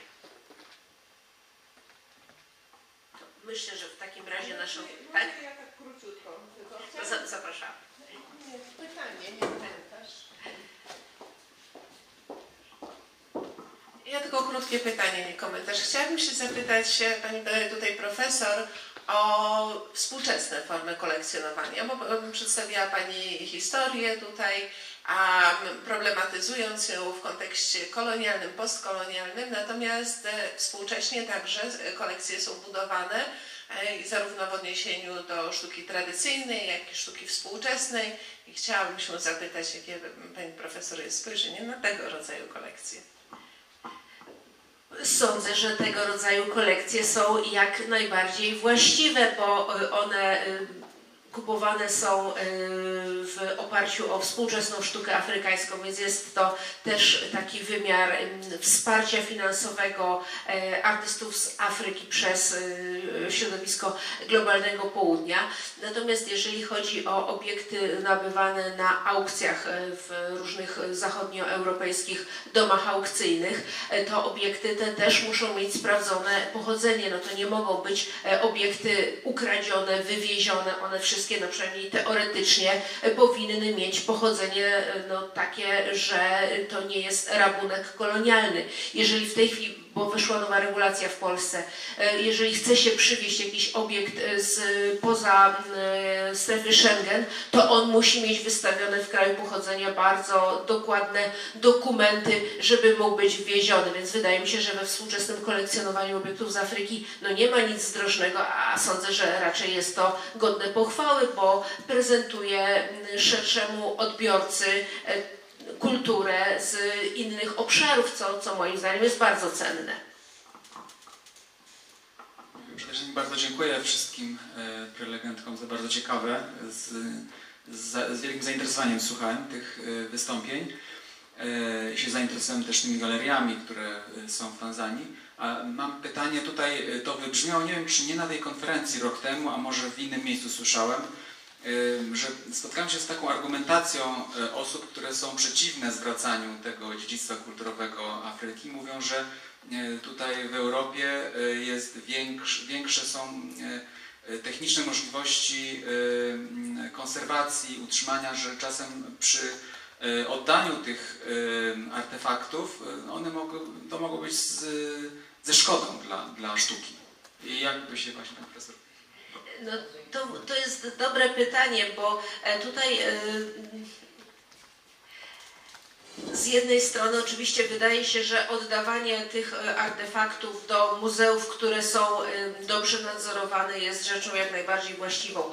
Natomiast z drugiej strony też wiadomo, że część tych artefaktów, które zostały oddane, już znalazło się na wtórnym rynku kolekcjonerskim i niestety są sprzedawane dalej, choć jest to oczywiście nielegalne. One nie mają właściwej dokumentacji, no chyba że jest ona sfabrykowana, czego też nie można wykluczyć.